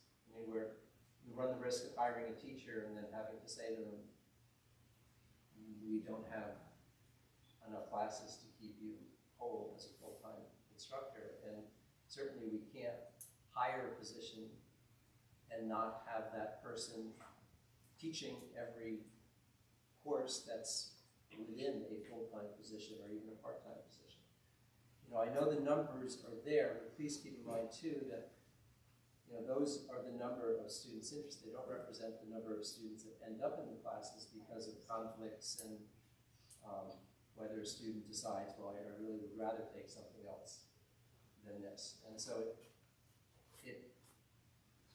quite frankly, if I was going to offer somebody a full-time position, but I told them, but we only have enough kids for a half-time position, I'd be irresponsible to offering them that position, and they'd be crazy to take it. And so it really puts us in a bit of a bind, particularly when we're working with our other coordinators and telling them we're not going to run drama this year because it only has 7 kids. but we're not gonna run another section of English 9, so there's gonna be 28 kids or 30 kids in that section. Yet we have somebody potentially on staff who doesn't have courses to teach. And can you expound on that? When you say we can't, you're saying that there's contractual requirements not able to. yeah, I have to, when we hire somebody, I have to have the number of courses that we've hired them to work actually exist. I can't hire somebody as a full-time English teacher and only have them teach 3 classes or 4 classes. If they do, then I have to, because I have other part-time staff members. And so you have part-time staff members who already are being paid part-time. I can't have somebody and pay them full-time when they only have a part-time course load. Because I've got someone else, the union's gonna be all over me saying, well, you know, you're paying Joe 0.3, he's teaching 3 classes, but you're paying Gabe full-time, and he's only teaching 3 classes. And a town, right? So when we talk about building integrity in our towns for our budgets, that kind of information, those types of decisions do the exact opposite of what we're trying to build up. And again, please keep in mind that It pains me. you know, I think the most important and most consequential decisions that you as a board are going to be making over the next year or 2 are resulting from the planning, the comprehensive planning for how are you going to move forward and what positions are you going to keep and what positions might you need to let go as enrollment decreases. And so to create a new position that's only partially filled, and then next year, if you're going to be talking about the potential for reducing staff, I mean, that person's going to go. they're going to have to go. I mean, you can't reduce another English teacher or an art teacher or a social studies teacher and hang on to somebody who only has a fraction of those students. Somebody online, I can't see who that is. Hi, it's Jackie Weatherall. I wanted to. I'm sorry, if you could hold on a second, Jackie. This is a. This is a. I'm sorry. This is a, sure. Go ahead, Sue. When is our next meeting? Like, what's on the books right now? So we have our next board meeting. April 18th, I think, something like that. Okay, April 18th. And when is the district meeting again? Remind me, I know you just said this. April 4th.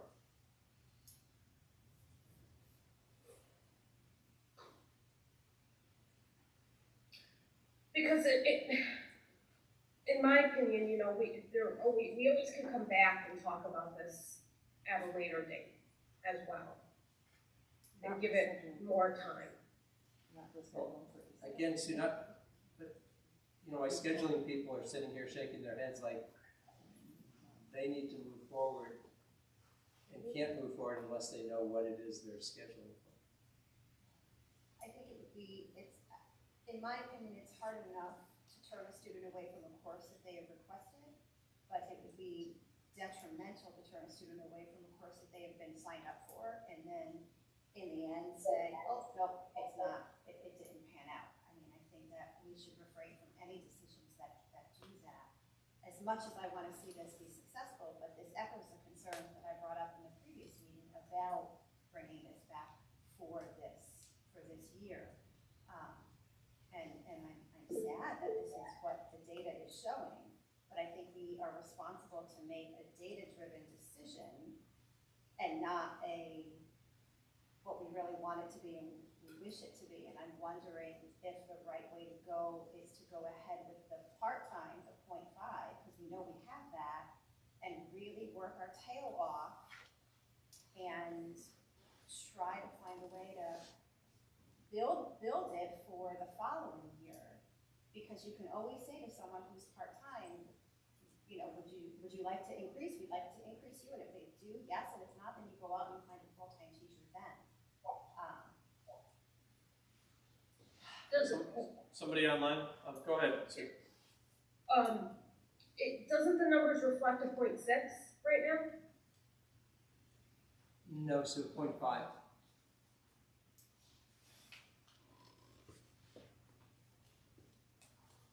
Is there another question online? Should I cede my time to Jackie? I would like to hear what she has to say.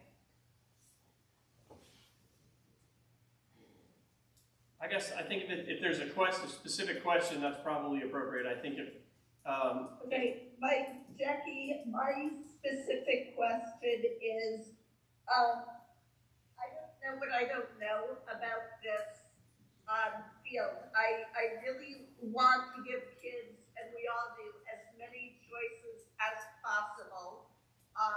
And we want strong programs.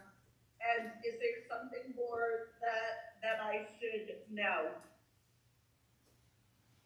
go ahead, Jack. Thank you, Judy, and thank you, Mike, and the board for allowing me to speak. What I would like to note is that the position actually could be offered at a 0.6 if the board saw that as feasible. When you look at the numbers, and I discussed this with Scott, Penny, Chris, and the department coordinators for school counseling, when you look at the numbers, you can see that we could offer 2 sections of ECE 1, 3 sections of Foods 1, and then we could offer a second level ECE 2 as well. Right now, the interest is a small group of a little less than 10. However, as Scott mentioned in our previous board meeting, we have 30 courses right now that are offered at less than 10 for enrollment. And I think the idea behind that is we need to slowly bring this program area back because we have students that are unsure of this even happening. The talk around school is it going to actually happen or not at this point? From the previous board meeting, when the board motioned to put the 1.0 position back into the budget, that was very exciting for us to say, we could potentially be offering all of these courses to our students. So when we look at the numbers, what I would like to consider the board thinking about is we have interest. The previous survey, the first survey that the students had to answer that I shared with you in my presentation, we had over 120 students interested in foods during that first survey. But I will tell you, based on the amount of surveys that our students are receiving lately, I would say that they're probably surveyed out at this point. It would have probably been best to open up Power School to allow the students to register formally for the classes and have our school counseling team work with them to get them registered in Power School. I'm not quite sure what the problem really is around the numbers as far as the difference between the first survey and the second survey. I think that our school counseling team is amazing, and I wanted to note that tonight because I did listen in on their presentation, and I work really closely with them, and I appreciate all of their work that they do around scheduling. And I've also met with Chris and Penny frequently, and I've expressed my thankfulness for them as far as them working with me throughout this entire process and talking with me about these potential changes to programming. I would really strongly recommend that we consider leaving this in the budget because it is clearly an interest area for our students. And I agree with Judy when she discussed the opportunities for the social and emotional piece that comes with opportunities in school like this.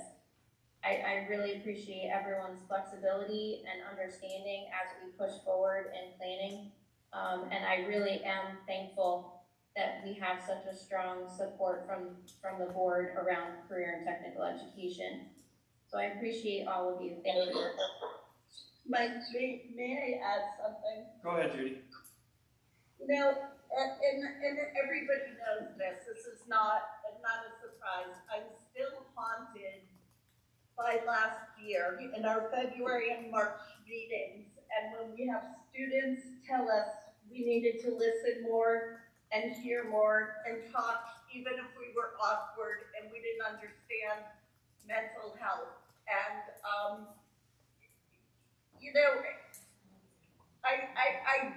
I'm not foods. It's fun. It's social. It's not so high pressure. I worry.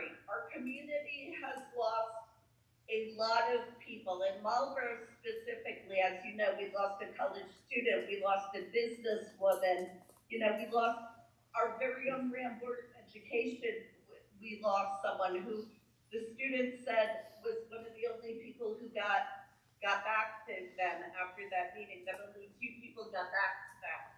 I really think we don't know what we don't know. Listen, everyone, I'm a world language, science, math person myself, but I think this is so healthy, and it would be short-sighted of us to cut this. And if we go back to our strategic plan, all means all, and that means everyone. So I don't think we should be cutting this. I really don't. And I appreciate the difficulty. It's certainly been a difficult time through everything.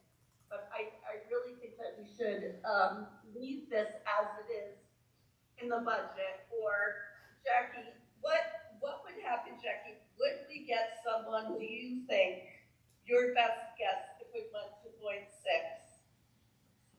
I really can't say that. I do know that we have applicants right now at a 1.0, and one person in particular that's looking like a really great candidate is actually applying due to the fact that it's full-time. That person is a part-time teacher right now, and they're interested in full-time. So I think because we've only recently posted, we need to give it some more time to even consider if applicants would still be coming in, but we've had a pretty good showing so far, and I'm optimistic that we would find someone at full-time.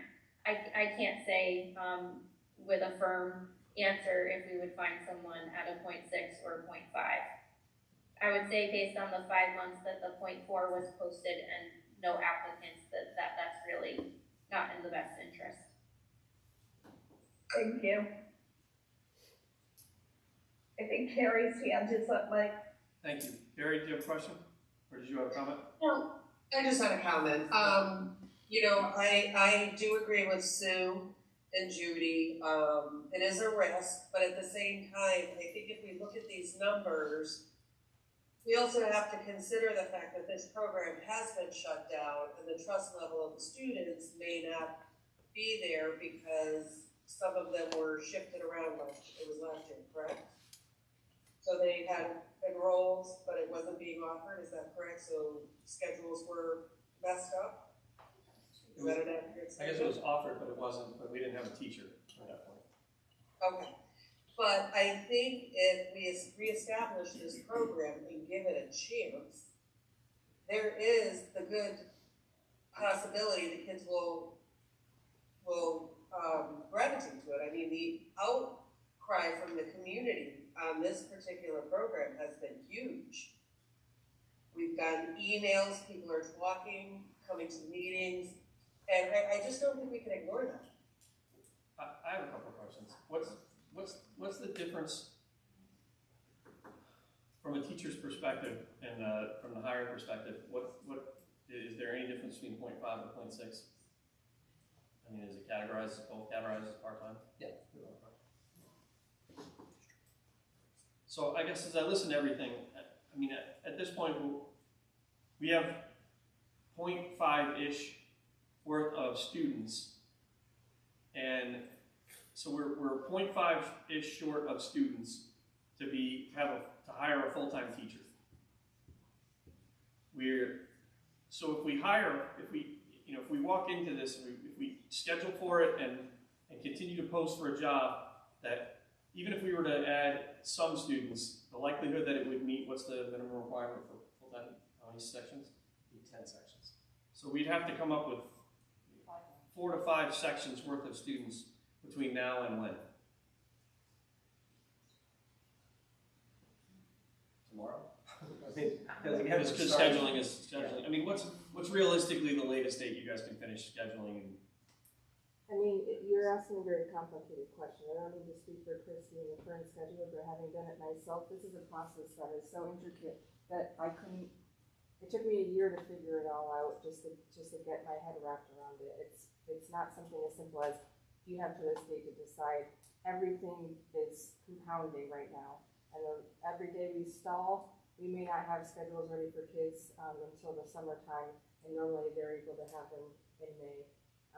So you'd be doing them a disservice. They wouldn't be able to get to their counselors and be able to finalize their schedules in the right way. I don't mean to seem like alarmist about it, but it is a significant problem the more we hold off. Okay. Is everyone online here, Penny, clearly? I'm sorry? I just want to make sure everyone online Oh. heard you clearly.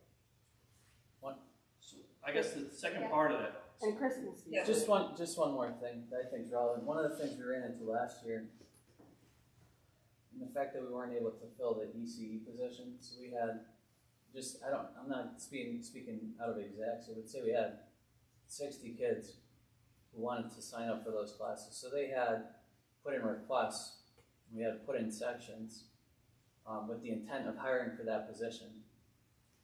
That position wasn't filled. So then those 60 kids have to work very closely with the school counselors to look after the schedule is built to figure out if there's an elective option that fits for them. So it's tough because it's a tough thing because it's super sequential. It has to, and if you go out of that sequential process, it really makes it really challenging for kids to get the classes that they want and the electives that they want. Yeah, the more we hold off, the more it puts our students at a disadvantage to get the courses that they are seeing as their first choices or even second choices. By having the schedule done for May, it allows the counselors to meet with students throughout that month and to the end of school to deal with all the conflicts and the tough decisions that our students have to make when they see that not every course that they've chosen is now able to fit into their schedules. If that gets pushed out into the summer, our counselors don't work in the summer. Then suddenly we have kids coming back to school that don't have solid schedules. So it does have quite an impact on the outcome for students. So, you know, overall, like, if we're, no matter what you decide tonight, we'll live with it and figure out and move forward. But if you put it off, that is ultimately impacting all students in a negative way, and I know that's not what you're looking for, because obviously you're looking to see what we can do to support our students, which we all are. So I just, if nothing else, we just really need a clear decision to even move us forward. Yeah, Go ahead, Sue. I felt like the board made a decision already. And if that's the case, it's fine. It's just, again, just knowing that that's going to be the absolute, you know, in the end, and that it's not going to be something that comes back again months later. And just to stress, it does put us in a almost impossible hiring position of not having a full-time position to fill. So am I to understand that we need a motion for either of, we need a motion on this one way or another, whether the That's board- not 100% true. No, Okay, so- There's already been a motion for the 1.0. If we're going to change that, there has to be a motion to change that. thank you. There's somebody online that had a question. Is it Mary or who was it? Okay. So I guess that, you know, I'll just circle back. This week kind of round and round about this, but I don't want to cut this program. I don't want to tell these kids they can't take this class. But I feel like I almost feel like based on if we're listening to the people that are telling us that we have to come up with five sections of students to hire a full-time student between now and like next week at the latest, I guess. If we choose to leave it as it is. If we go to a 0.5 or a 0.6 or whatever, then there may be an outside chance of finding enough students to fill that class, to fill those sections. And we could actually hire somebody to do that, because if we don't come up with those 0.4 or 0.5 those 4 sections or 5 sections worth of students, if we continue to move forward based on the motion that we have that has been passed already, then those 5 sections that are currently signed up more than likely won't get a chance to take that class because we can't hire the teacher as a full-time student, as a full-time teacher, because we don't have the positions, we don't have the sections for it. So what if, Go but ahead, what Sue. if what if there's a motion and we say 0.6? And then there's more students signing up, or when they figure out all of the, schedules and students need to be moved around, and then we have more than students sign up, and it warrants, that full-time teacher. What happens then? I don't know, it's a good question. Well, I mean, we can always request money be transferred to another position. So if we had a part-time position that we felt we needed to make full-time, we would go to the board and ask, we have to identify money to take from somewhere to fill that. Well, couldn't we do that the other way as well?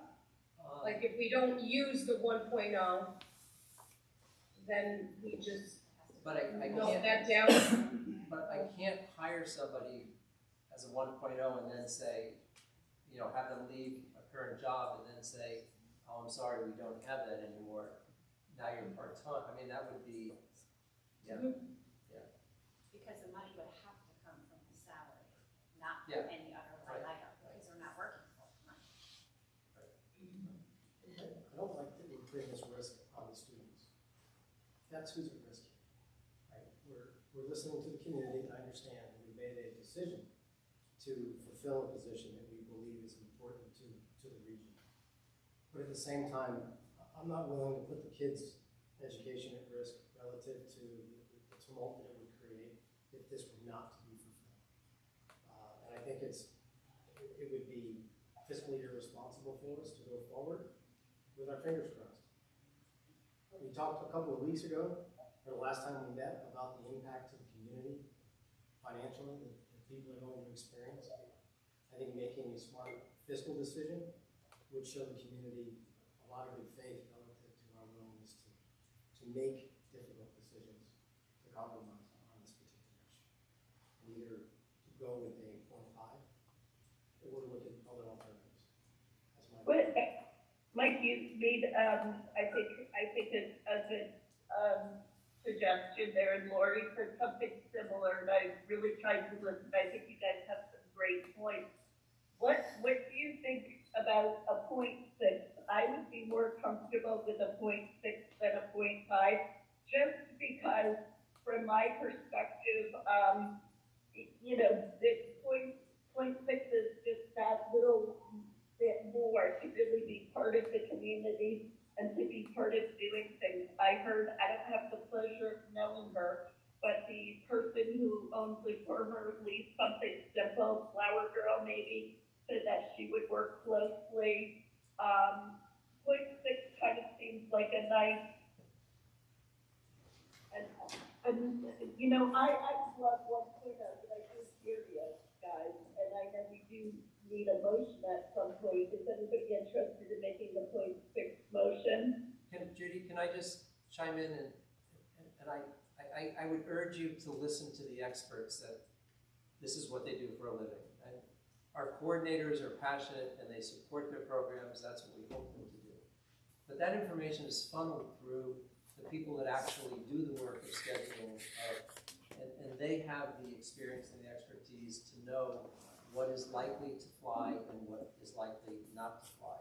And with the numbers that we have here, I think anything over a 0.5 would be irresponsible. We don't have the numbers for that. And I caution the board, we don't schedule like this. When we schedule, we're making the hard decisions. You give us the money, you give us the FTEs, and we make it work. This is really taking us out of the realm of what we do and how we do it for one single program. If other coordinators were able to, Thank you for sharing that. but if other coordinators were able to have the same passionate support for their own programs, we'd be talking about many, many courses here, not just this one. And No, thank you for sharing that. That makes sense. And, you know, it's helpful to point that out because, as you know, we're looking at a couple of screens. We didn't get physical copies, which is fine, but that's helpful. Thank you. I'll just throw this out there. Look, I mean, get down to the practical. What's the closest reality that will most likely happen? And in my mind, we have the students in front of us right now. The student numbers are staring us in the face. It's a 0.5. So those are already in the books. They're on hand. We do have applicants for this job. We just don't know if that applicant or applicants, A, are qualified to teach the classes, both foods and early childhood. I know there's some varying degrees of qualification in there that we still haven't sort of vetted out because we haven't gone through the whole hiring process yet. But I guess the question, you know, if we leave it as a 1.0, then we don't have the students. We might have the teacher, but we can't hire the teacher because we don't have the students, and the professionals are telling us we're not going to get those students. We're not going to get a full-time education, full-time employees worth of students. We have the students. What we don't know is if we can hire a teacher for the part-time piece based on the applications that we have, or ones that, or if we I would assume we would rebid that, right? Yeah. So, I mean, the reality is I almost feel like we're setting ourselves up, and the school and the students, for failure if we leave it at a 1.0. But I'm very reluctant to turn around and tell these kids that we have on hand, who have gone through the effort of saying, I want to do this, to say no. So I feel like the most responsible thing for us to do is to, you know, basically put our money where our mouth is on the most likely scenario that will actually happen, which right now, if we're looking at the numbers and being honest, it's 5 sections of classes with 1.5 instructor. I'm sorry, somebody else who had their hand up? Mary, go ahead, please. Yeah, I think my concern is I still believe we may be leaving those students stranded if we do a 0.5 as well, because I'm concerned about getting an applicant to fill that position. So I'm not even sure the likelihood of that. It's fair. It's totally fair. I guess what I'm looking at, it's the other way around. We don't know if a teacher will apply. We know that teachers apply for the full-time job, but if we're accepting the professionals that do this for us, if we're taking their word, they're telling us we have 0.5 sections. So course of action number 1 doesn't really fly. We're basically saying we're not going to conduct any of these classes this year because we can hire a teacher, but we won't have the full-time students. Course of action number 2, you're 100% right. The jeopardy is that nobody signs up for the 0.5, applies for the 0.5 position, but we have the students. But we don't really know that answer yet. I mean, I think somebody noted before that we posted it for 0.4 for quite a while and we didn't get any applicants. I think that's a super fair data point.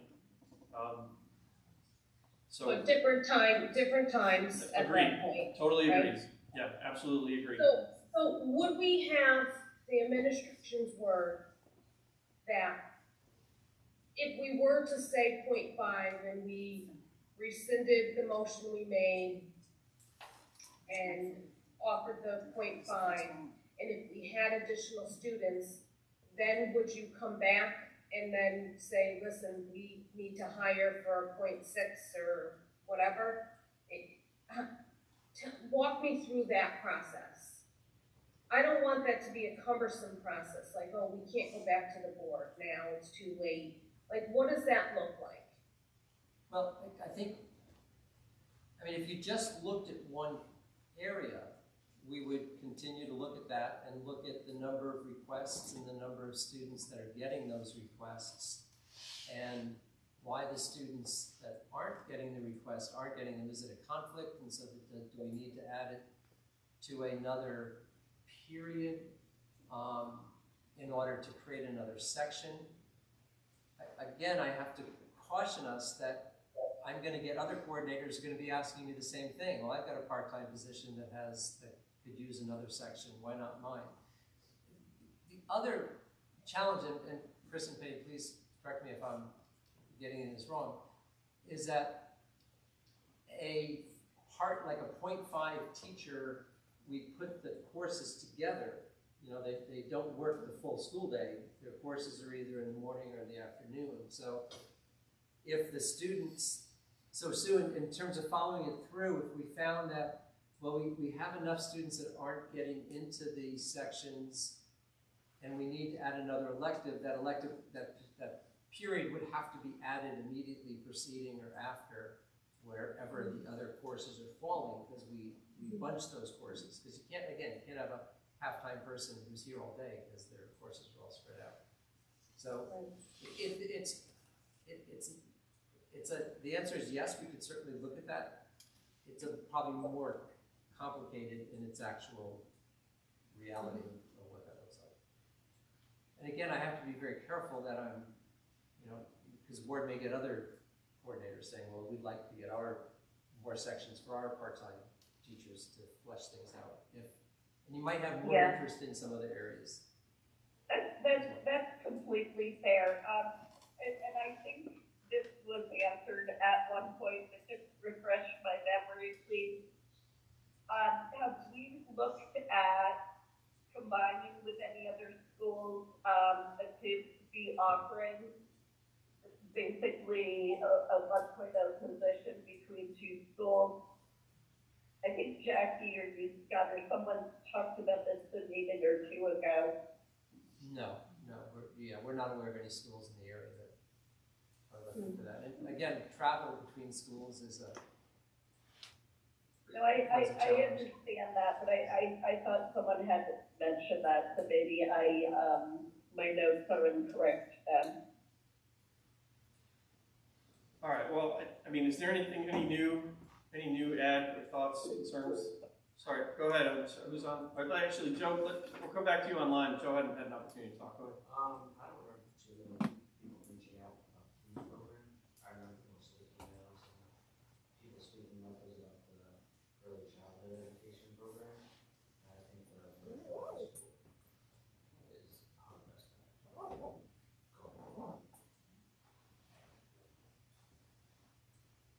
Okay. I'm sorry, there was somebody online? Who was it? I'm sorry, who was it? Go ahead. Oh, sorry, Jackie, I'm sorry, you're gonna have to hold off. As part of a board deliberation, you have to be asked questions in order to present. Go ahead. So, a couple of, if we ended up with a motion tonight that was voted on for the 1.5, would we contact the current applicants for the 1.0 to see if they were interested in 0.5? Is that sort of a proper process we would follow, or would you just tell them? They would see the repost date. That's our 0.5. Well, when would that be posted and when would it close? Approximately. Well, okay, so again, My thought process is, well, if finding the 0.5 might be difficult, then we put the students who now have requested this in a really tough spot like they were last year, where they signed up for it but then couldn't find an instructor. And I think that, well, for lack of a better word, and for being 9 o'clock, stinks, right? So I'd like to try to avoid that. And I really want to support this, but I'm leaning towards what Joe said, or I'm leaning towards putting it off the table and trying again next year, as I expressed those concerns in the meeting last time. So I guess that's where I'm asking, like, the time frame. Would we know before the end of the school year, before that May happens, if we have a 0.5, if we hired someone, so those students could be redirected to different courses before this school year is over? so I would say, to answer your first question, when would we could post it tomorrow? Okay. I think what I need from the sketch from Chris is and I would hope the board would give us this, is a drop dead date, as if we don't have someone hired by, and I'll let Chris fill in that date, then we would eliminate it and make sure that the kids still had options to get other electives. I don't know what that would look like, and Chris, I don't even know if that's how much of a difference that would make.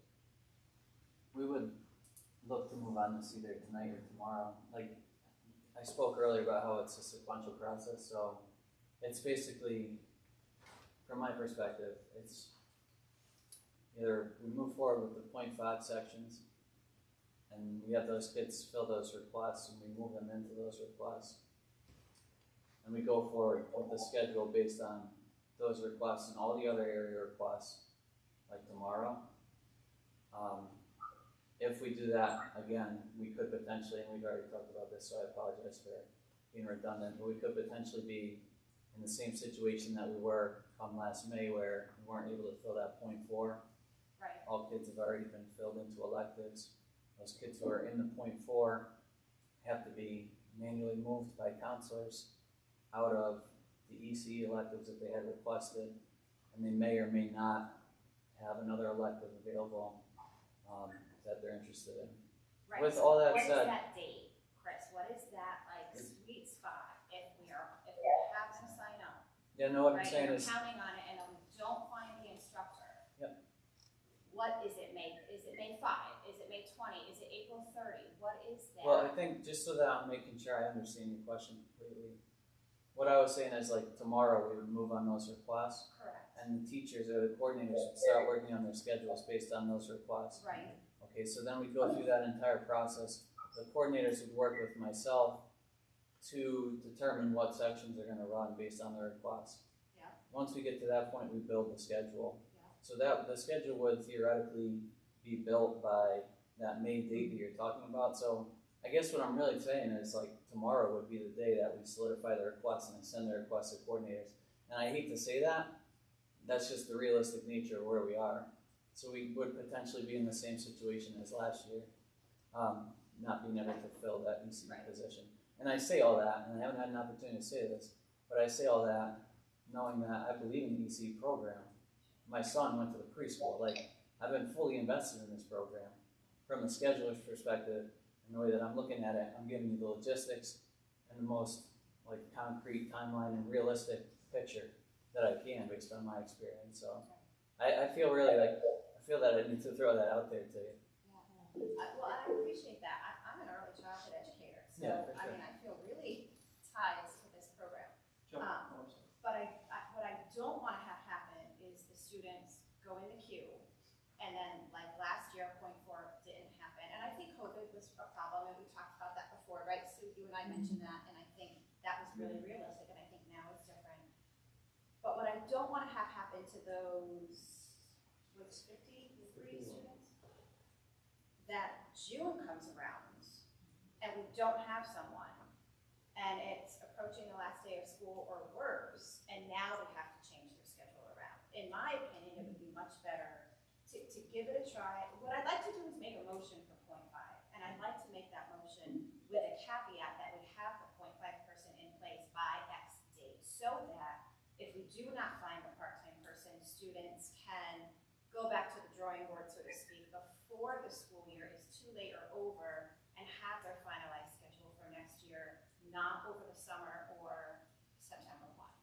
So that's why I keep asking that question, and I know it's hard to like throw a date out, and I don't know if it's possible. So I'm gonna change, I think the question, I think what Chris is saying is that really tomorrow the kids are gonna be starting to get committed to the schedule. Yeah. So I think the question is really for the counselors, what would you guys need as the drop dead date if you needed to, reschedule those kids into? Because we didn't hire them. Yeah. Because we couldn't If hire we them. couldn't find a .5. How much time would the Right. counselors need? So historically, the assistant principal would release the master schedule of students to us in mid-May, usually around APs. That's when we get our initial list of course conflicts. We would contact those students and let them know that. So then between that time frame and the last day of school, we really tried to work on those, calling students down and working with them about their individual schedules and any needs, and that progression. And then the school counselors work 3 days beyond graduation, and then after that, they're gone for the summer. So when So would you need? mid-May. Mid-May is, So Friday the 13th, does that sound like mid-May? that sounds perfect. But keep in mind that those kids it's not gonna prevent those kids from still having challenges finding other electives. Correct. That doesn't You still fix that open problem. even with that, you still open them up to having difficulty, because they're not doing it from the beginning with something they can 100% depend on. Yeah, it's complicated. Again, it's because kids would have already been loaded into classes at that Right. point. So their elective options are more limited Right. than they would have been if we had all the requests in. It's really a complicated process. So example is like seniors, they get first dibs on elective courses, just, you know, that's the way it works out. So when we load them, when we finally build the schedule and we solidify all the sections, we push a button. It's crazy to me. And then all the kids, they get filtered into all these different sections based on this algorithm, right? So that's where we are at that point. When I release it to them, to the counselors, I have the highest amount of kids filled into those sections that I can. After, you know, doing this thing over and over again through weekends and nights, and like recalculating, because we want the most optimal schedule. We want those requests to be filled. That's like the game that we play. Is like that's what it's awesome. It's fun. It's time consuming. It's crazy. But that's what we want. We want to have most kids in those schedules, and they're having their requests filled, and then we would release that to the counselors. Yeah, he may have to reload multiple times to get the best fit schedule. So he lives, sleeps, breathes this, you know, from now until the end of the school year. But he may have to reload more than once to get the best fit schedule at the least amount of conflicts. That's what he releases to us. And when you have those, yeah, I'm sorry to interrupt, but when you have those 5 courses put in there, the schedule, the computer mind is deciding where do those 5 fit best and where do they fit in best with the rest of the schedule. So not only if we didn't have a teacher at that point, would those students have to find another class, but suddenly to take those 5 classes out of the master's schedule, which then also creates other problems because now you have potentially, say, you know, too many kids in one period needing to find something to fill that hole, and suddenly you might have classes elsewhere that are now getting over enrolled, and you know, a teacher being asked to teach 30-something kids because they have nowhere else to go. You know, so it's so hard to tell you all of the ramifications that this has when you play with the schedule after the fact. You know, that's why I hate that our answer is not what you want to hear, that we needed this information like last week, but we're just saying at least tonight will be enough. If whatever the unknowns we still have unanswered after tonight, if there are unknowns that are going to impact the schedule, it will have, you know, just so many ramifications on the scheduling process in a way that we couldn't even begin to help any of us understand because it's such a complicated process. Right. So is your recommendation to not have students sign up, really, when you do schedule them tomorrow, to not have them sign up for courses that we are not definitive that are going to run next year? Ideally, yes. Ideally. Okay, thank you. Sorry, I see you online, but hold on one second. We have one more person inside here. Go ahead, Jim. I just, on a personal note, I believe there's too much risk in the 1.0 and the 0.5. Whenever we do the virtual high school, we can guarantee classes for 31 students. Whenever we choose one of the others, we may not be able to satisfy any of those students at all. Sue, go ahead. I just want to say thank you to the board for having this lengthy discussion. I know it's 9:08, so I do appreciate in listening to everyone's feedback. I'd like to make a motion. I feel like I'm doing lots of compromising, but I guess that's the word in the board. The word for the board this year is really compromise. So I'd like to, and might correct me if I'm saying this incorrectly, but I would like to rescind the motion that passed on February 28th and make a new motion for a 0.5 position. And I don't even know if I need to rescind the other one. I don't know how. I don't think you do. I think it's to modify. Okay, modify. You said to the 0.5? Yes, I'd like to modify the motion that was passed on February 28th to a 0.5 position. I will second that. Okay. Any further discussion on the motion that's before us? I do have a question, Mike. Go ahead, Mary. I'm not sure who can answer it, but so if we were to approve a 0.5 position for family consumer science, how, and to run specifically early childhood ed and foods, how would, we already kind of spoke about the concerns about scheduling, how would that be offered, or would we wait to offer it until we had a teacher hired? No, we would have to, beginning tomorrow, we would have to offer it. And again, that's our challenge, we would offer it. And so we would start to build the schedule.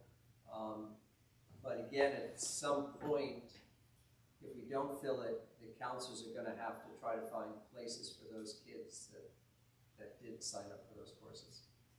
But we would start building the schedule tomorrow. We can't add it back in at a later date. You know, the schedule has to start. You know, all the classes that you have, that's what goes in on the first day of the schedule build. Okay, thank you. I'll just throw in one point. I like the fact that, Chris, I appreciate you explaining some of the technicalities of that cascading schedule process, because it reminded me that one point that you made was pretty important, which was that seniors get their first shot, and I'm going to assume juniors and then sophomores and then freshmen. So in my mind, I was a little bit concerned about, you know, specifically students that were later in their career here being impacted to the point that they miss out on something that they may more specifically want to take. But it seems likely that if there's an opportunity for them to move to a class that they want, they would have at least have the highest priority to move to that class. Is that a fair statement? No. I know, I mean, it's, if you had, I guess the question is, if they had to move, we couldn't hire this 0.5 person, and we had to reorganize those schedules. You're telling me that the seniors out of those 53 wouldn't get the first chance at whatever particular classes were available? I want to speak to that, Yeah. I hate to throw you. I thought you were asking, like, if we solidified the schedule and move forward. No, I get it's that. It's not like we reload. I'm talking about when if we get to the point where we can't hire them and now we've got to go back and make changes. No. It doesn't happen that way after the fact. It does it that way, like we have a logarithm in there. But after the fact, if the course is full, we don't say now we're going to take a freshman out and put a senior in. No, I don't mean pulling people out, but I mean if we have to reload them into another class that they weren't necessarily going to take, the senior would have the chance at the new class if there was space in that class first. That's what I'm saying. Not at that point. It would be a matter of when they actually talk with their counselor. If there's a counselor process. Yeah, it doesn't And have. you would prioritize seniors as part of who you talk to first? It depends, based on the nuances of their personal schedule and also what they need for their graduation requirements. If it's something that they need for a graduation requirement, yes, they would give priority over another classroom. Yeah. All right, well, I was trying really hard. All right, I don't have anything else. Is there any other, go ahead, Eric. Yeah, you know, Sue made a great point maybe a half hour ago.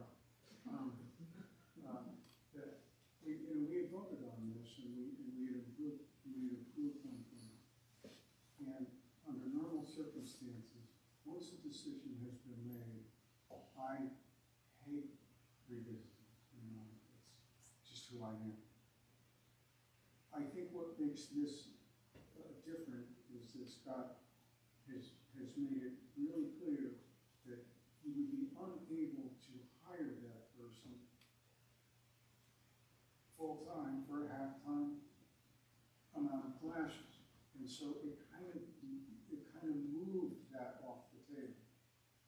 So with that in mind, I would be supportive of Sue's motion to change it to a half-time position. Thank you. Any other discussion? Move to a vote. Lori? I'm sorry, but no. Mike? No. Dr. Benson Clark? Yes. Mary? Yes. Joe? Jessica?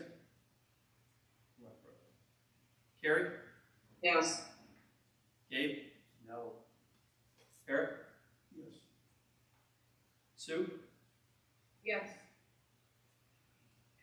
I am going to vote yes. So the yes carries 5-4. I'm sorry, 6-4. We'll move that to a 0.5 and you guys can move forward with the schedule. Okay, all right. Thanks. So just to update, and even I will provide a more specific update, but so that reduction is going to further reduce the salary. So now the overall budget decrease is a negative 1.22%.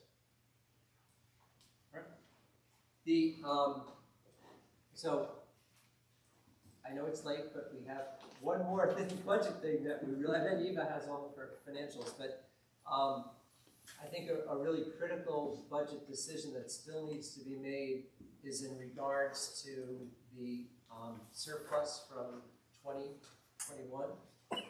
And right now, the surplus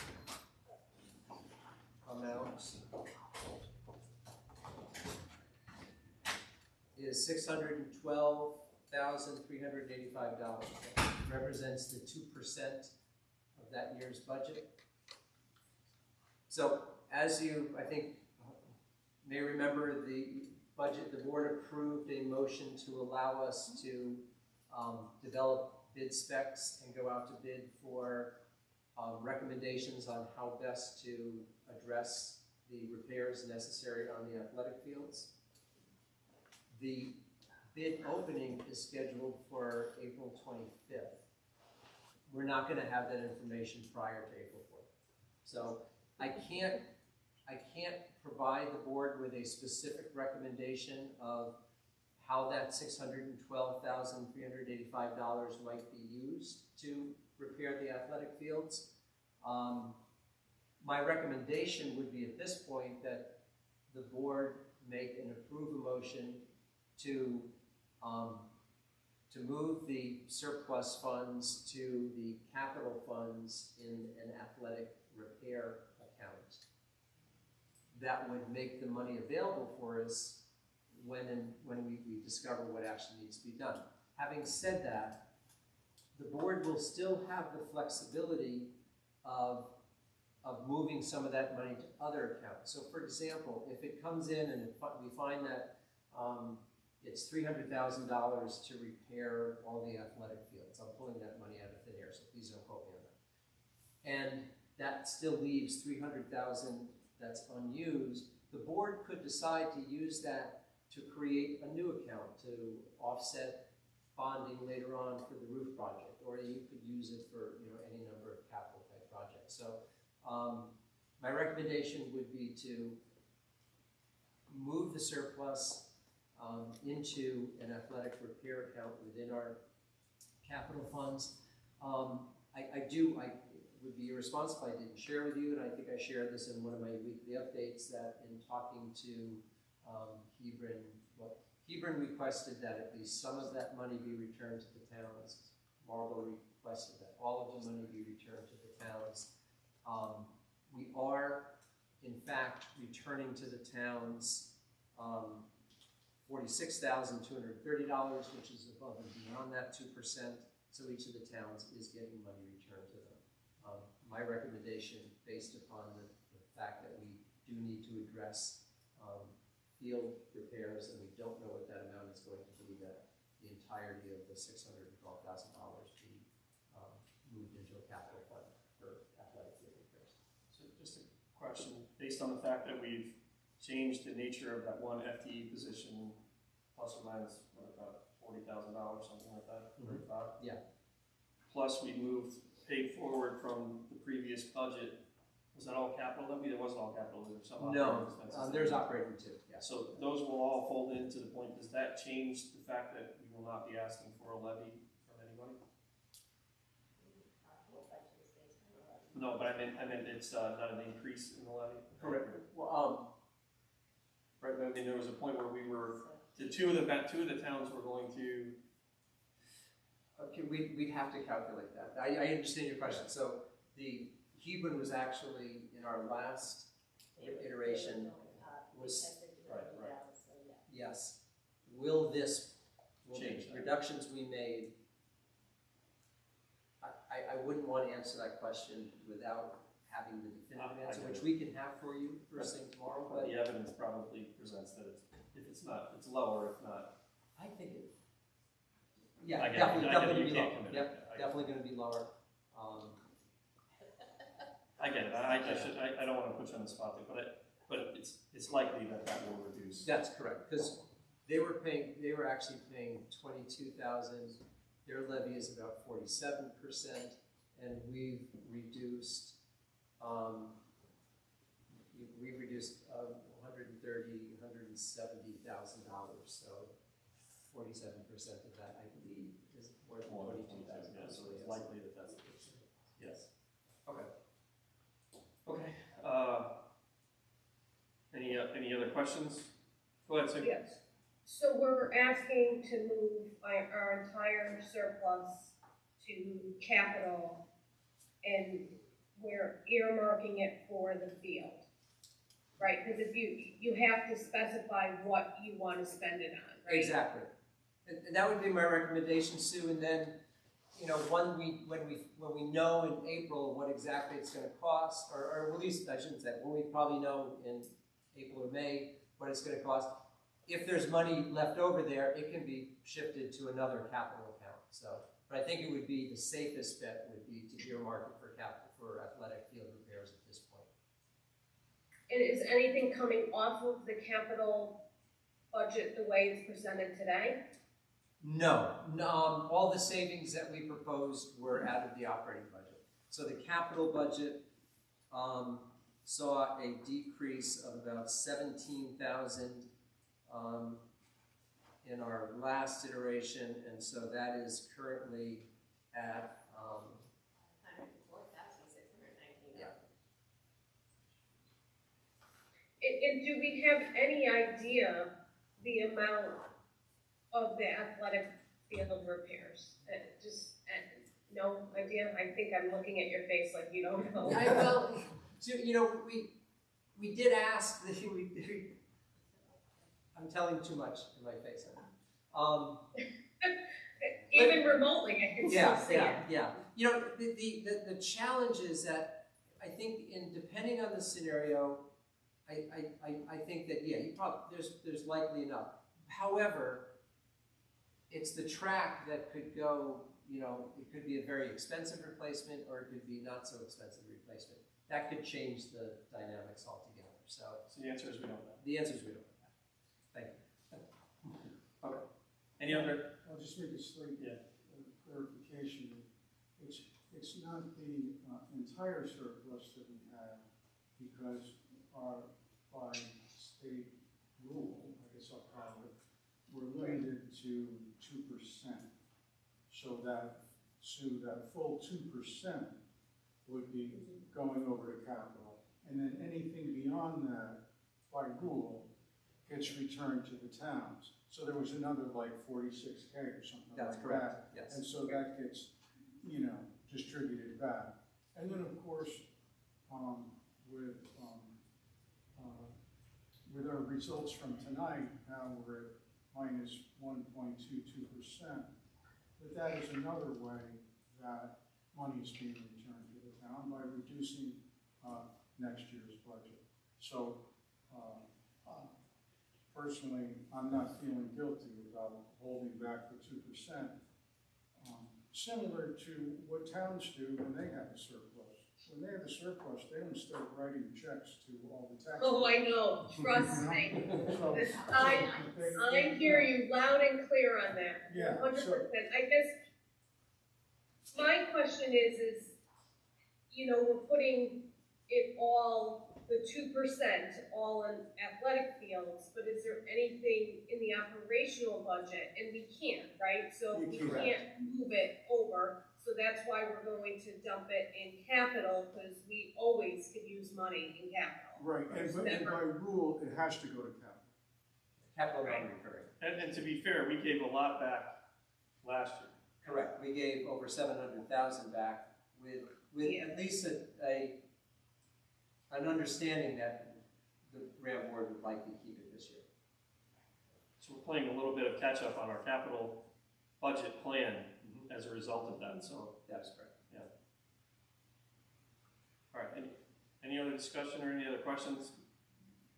Just for clarity, whoever's gonna make the motion, please state capital non-recurring is where it's going to, and the athletic field restoration. Okay, what's the total number? $612,385.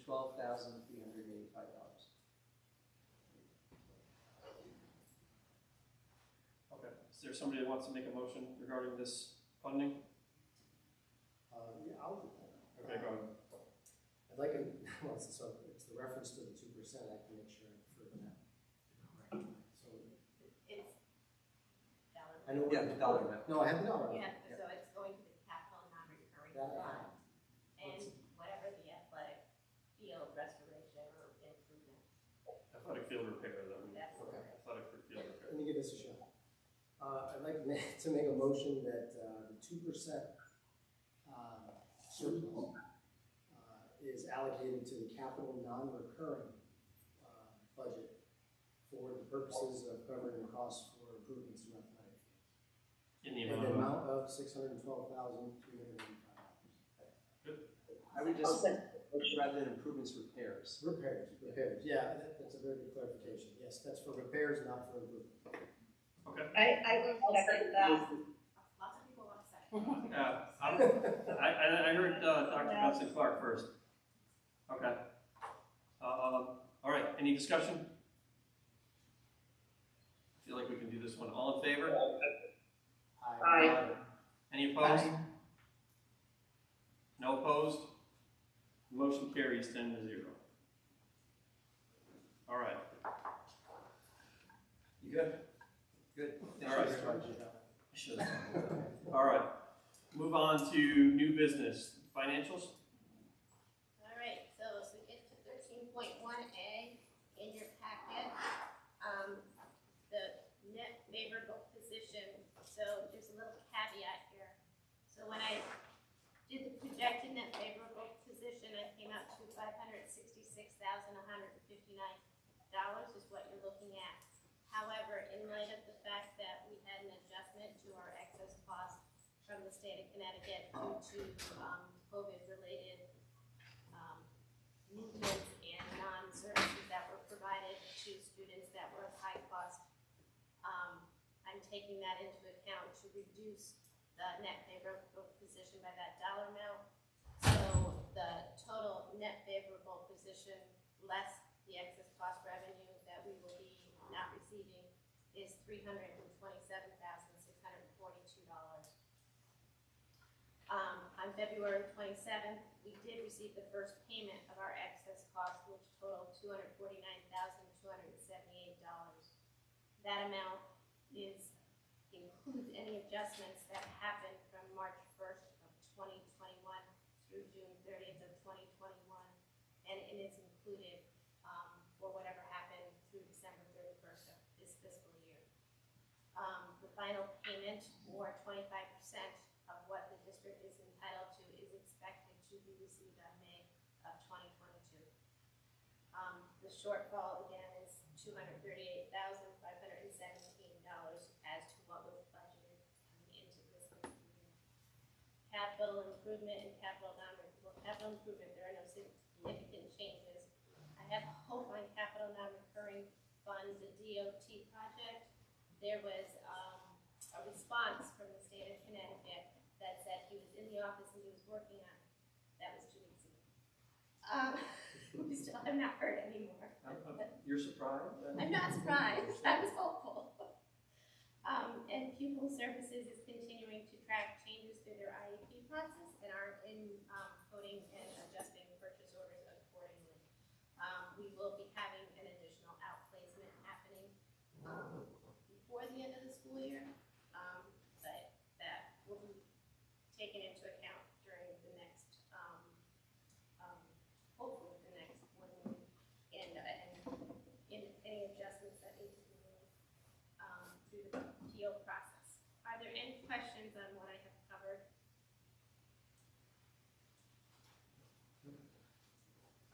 Nope. So hearing none, 13.1B is the high school and middle school student activity report. The balances are through February 28th. the balances in the accounts match up to the Webster Bank account that we have. Are there any questions for student activity? Okay, hearing none. The food service monthly sales, which is 13.1C of your packet. There is still no word on if we are going to be able to have free universal meals moving forward in next fiscal year. Please note that the federal government's fiscal year ends on September 30th and begins on October 1st. So that sort of puts a crick into our planning process because we won't know in time to set lunch prices. So for the April board meeting, I'm going to be bringing forward some information to help us set lunch prices in the event that we have to charge students again for lunch. I do have a positive note. We did have income come in for our food service. So we had a net income of $9,825.37. So we got into a little bit of the black there. So we're getting out of the red. So are there any questions on anything that I may have spoken to on the food service? Okay, so hearing none, we're at the transfer portion of the event, 13.1D. So these transfers have been conducted and they are the latest round of transfers that happened in there for January and December and January. So what you have here are 18 journal entries that total $155,814.85.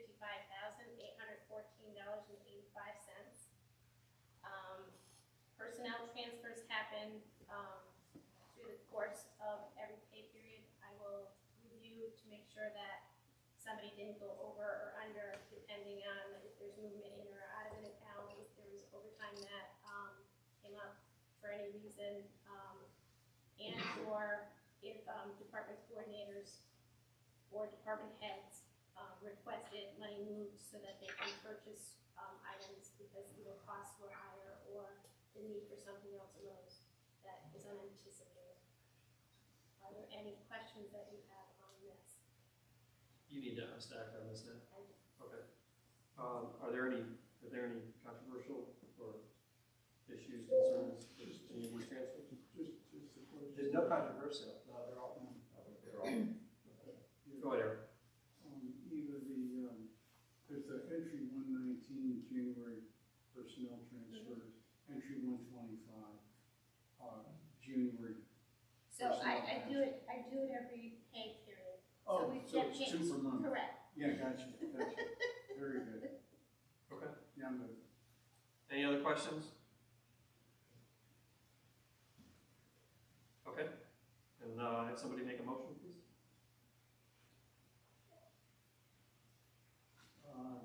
Go ahead. Motion to accept the budget appropriation transfers for the month of January.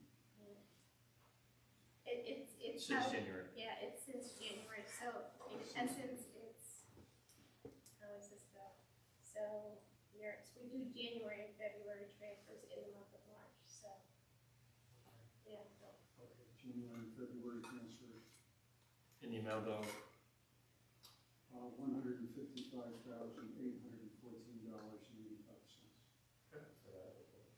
Second. Okay, Sue seconded it. Great, thank you. All in favor? Actually, discussion? Sorry, jumping on. No discussion? All in favor? Aye. Aye. Any opposed? Motion carries 10-0. Mike, usually at 9:30, we take a straw poll to see if we're going to continue on. Okay. One thing, and then two, at times, we have known to skip committee reports because the meetings are running, past the allotted time. So just a couple suggestions there. So I'm not opposed to that at all. I guess the question I have is, do we still need to go through public comment? Correct. Right.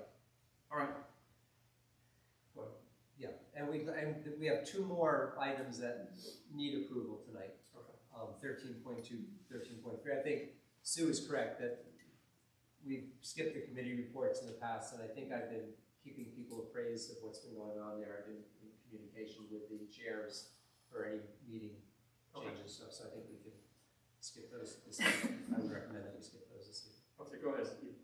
Okay, so on 13.2, this is an annual election for the Board of Ed to decide if they want to participate in the healthy food, in what we receive funding from the state of Connecticut. I believe it's an additional 10 cents. I don't think it's per meal, but there's some calculation that they do that comes out to about 10 cents that they give us extra. Each of these are 3 motions. If you read the first motion, every motion has to be read in its entirety. Yes, it does. The federal government. But anyway, so what if you say yes and make the motion to pass the first healthy food option and want to participate in healthy food? You have to read 2 and 3. If you chose not to participate anymore in healthy food, then that's where you stop. So it's up to the board. This is again an annual election. We've participated pretty my time, and I'm the first, so I'll be here 4 years. So. Just a little bit of color on it. Sure. Yeah. This was Healthy Foods Initiative was controversial when the school store was in its full bloom, and we were selling items that didn't fit into this, and the board, in conjunction with the school, really pushed back at joining the Healthy Food Initiative so that the school store could continue selling what they're selling. However, 6 or 7 years ago, we saw it as really out of touch with where things were going as far as school nutrition goes, and we do receive the additional financial benefit. The district receives the benefit, so it made sense for us to change our recommendations and begin to recommend that we in fact do abide by the Healthy Foods Initiative.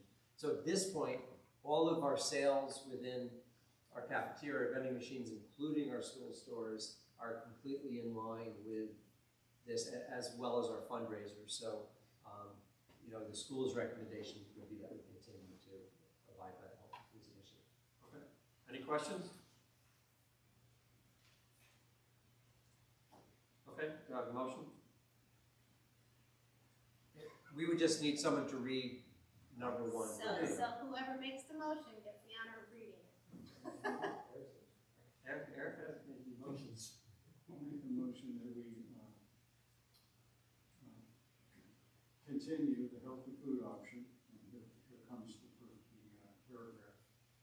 Pursuant to CGS section 10-215F, as in Frank, Regional School District 8 certifies that all food items offered for sale to students in the schools under its jurisdiction and not exempted from the Connecticut nutrition standards published by the Connecticut State Department of Education will comply with the Connecticut nutrition standards during the period of July 1, 2022 through June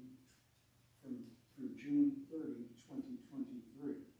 The certification shall include all food offered for sale to students separately from reimbursable meals at all times and from all sources, including but not limited to school stores, vending machines, school cafeterias, and any fundraising activities on school premises sponsored by the school or by non-school organizations and groups. Discussion? Actually, second, I need a second. I'll second. Mike seconded it. Discussion? I memorized that, by the way. Hearing no discussion, we'll call for a vote. All in favor? Any opposed? Motion carries 10-0.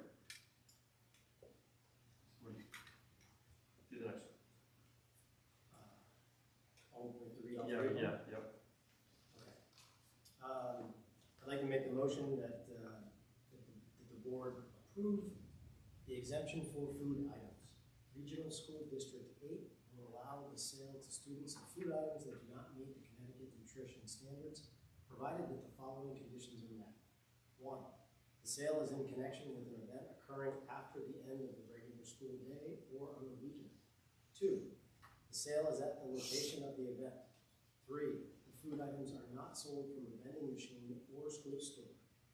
An event is an occurrence that involves more than just a regularly scheduled practice, meeting, or extracurricular activity. For example, soccer games, school plays, and interscholastic debates are events, but soccer practices, play rehearsals, and debate team meetings are not. The regular school day is the period from midnight before to 30 minutes after the end of the official school day. Location means where the event is being held. Any discussion? I'm sorry, I need a second. I'll second. Who was that? Sue, was that Sue? It was Carrie. Oh, sorry. Carrie seconded it. Any discussion? Hearing no discussion, vote. All in favor? Aye. Any opposed? Motion carries 10-0. Go. I'd like to make the motion that the board approve the exemption for beverage items. Regional School District 8 will allow the sale to students of beverage items that do not meet the Connecticut nutrition standards, provided that the following conditions are met. 1, the sale is in connection with an event occurring after the end of the regular school day or on the weekend. 2, the sale is at the location of the event. 3, the beverage items are not sold from a vending machine or school store. An event is an occurrence that involves more than just a regularly scheduled practice, meeting, or extracurricular activity. The regular school day is the period from midnight before to 30 minutes after the end of the official school day. Location means where the event is being held. A second? Gabe seconded it. Discussion? Hearing no discussion. A vote? All in favor? Aye. Any opposed? Motion carries 10-0. Can I just publicly state that the chocolates in your drink containers are not being sold to you, so you are not violating any foods. And the beverage containers I offered you as a gift are not filled with any beverages whatsoever, so I think we're covered. Or at least 2 of them. One more thing to... Go ahead. One more thing, the last thing, 13.3, we held a bid opening for our athletic trainer services, and I tried to do this twice, and the second time I was successful in receiving 1 response. So the response is from Select Physical Therapy, who we currently contract with, but their contract ends on June 30th. So I'm hoping that the board chooses to award the bid. If you flip to the next page, it'll be a 5-year contract, and those are the prices proposed in the 5-year contract.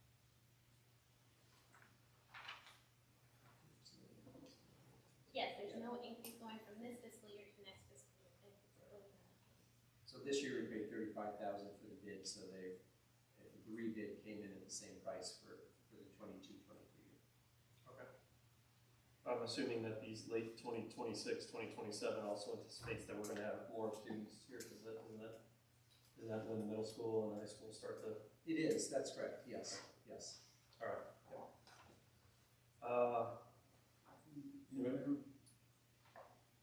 Around during the So we have a trainer, not on staff, we contract with them, so there's a person who, they have an office down by the weight room, across from the weight room. The person will tend to the students' needs, the athletic students, whether they have sprains or will do physical therapy with them. They actually go down to the football field and help with concussion protocol, soccer, they're around quite often. They usually take kids up and stuff like that. Yeah, that's just and this is after school. Yeah. Right. Yep. They're here pretty much every afternoon. And then I think whenever we have events, right, like even on the weekends, we have games and stuff like that, right? Correct. All right. Any other questions? Is there a motion?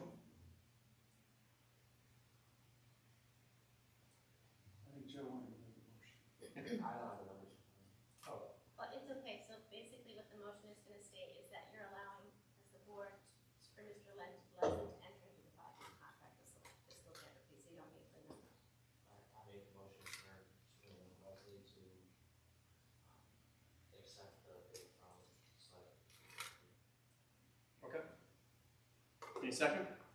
Kate will second it. Any discussion? Hearing no discussion, a vote. All in favor? Aye. Any opposed? Hearing none, that motion passes. Thank you very much, everyone. Thank you. All right, that being said, somebody want to make a motion to skip the committee reports for this week, or this month?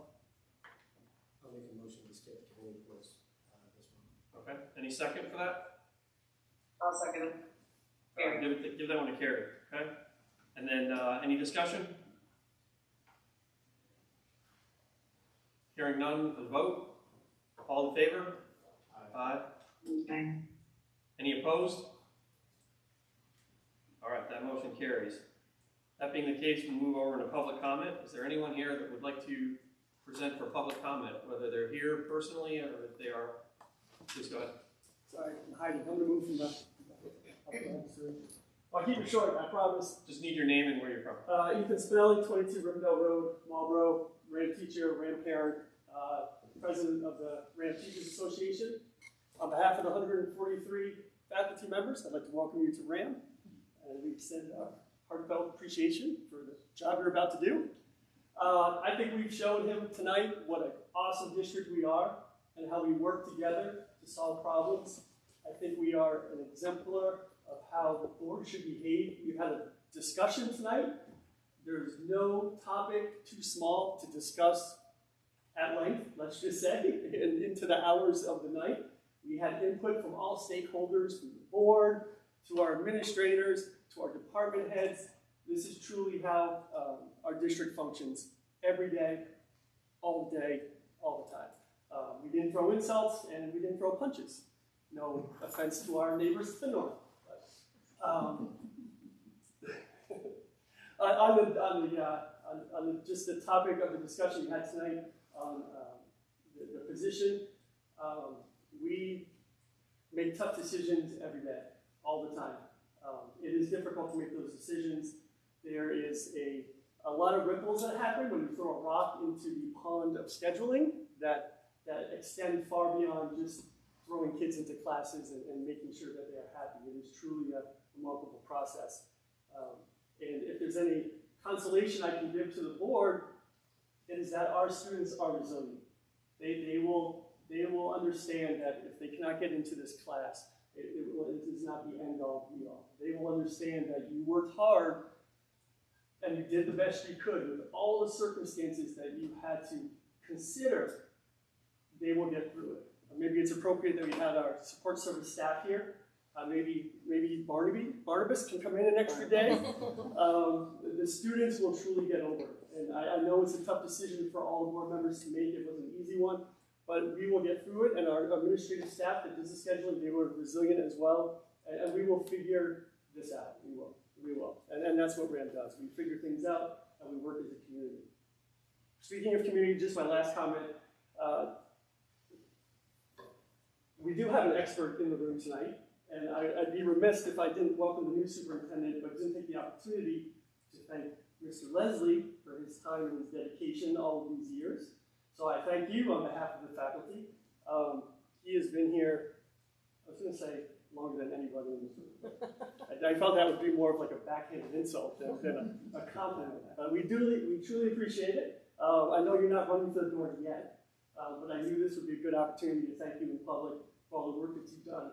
And I've witnessed that firsthand, and believe me, he has been working quietly for the past year and a half to make sure that he leaves this district in the best hands possible in every aspect of this district. So, thank you, Scott. I appreciate it, and welcome. Thank you. And I hope you all can go home now. Thank you. Any other public comment? Hearing none. The point 16, the informational items are listed. Any questions? Hearing none, is there a motion to adjourn? I'll make a motion to adjourn. Mike, a motion to adjourn. Is there a second? Dave's a second. Any discussion?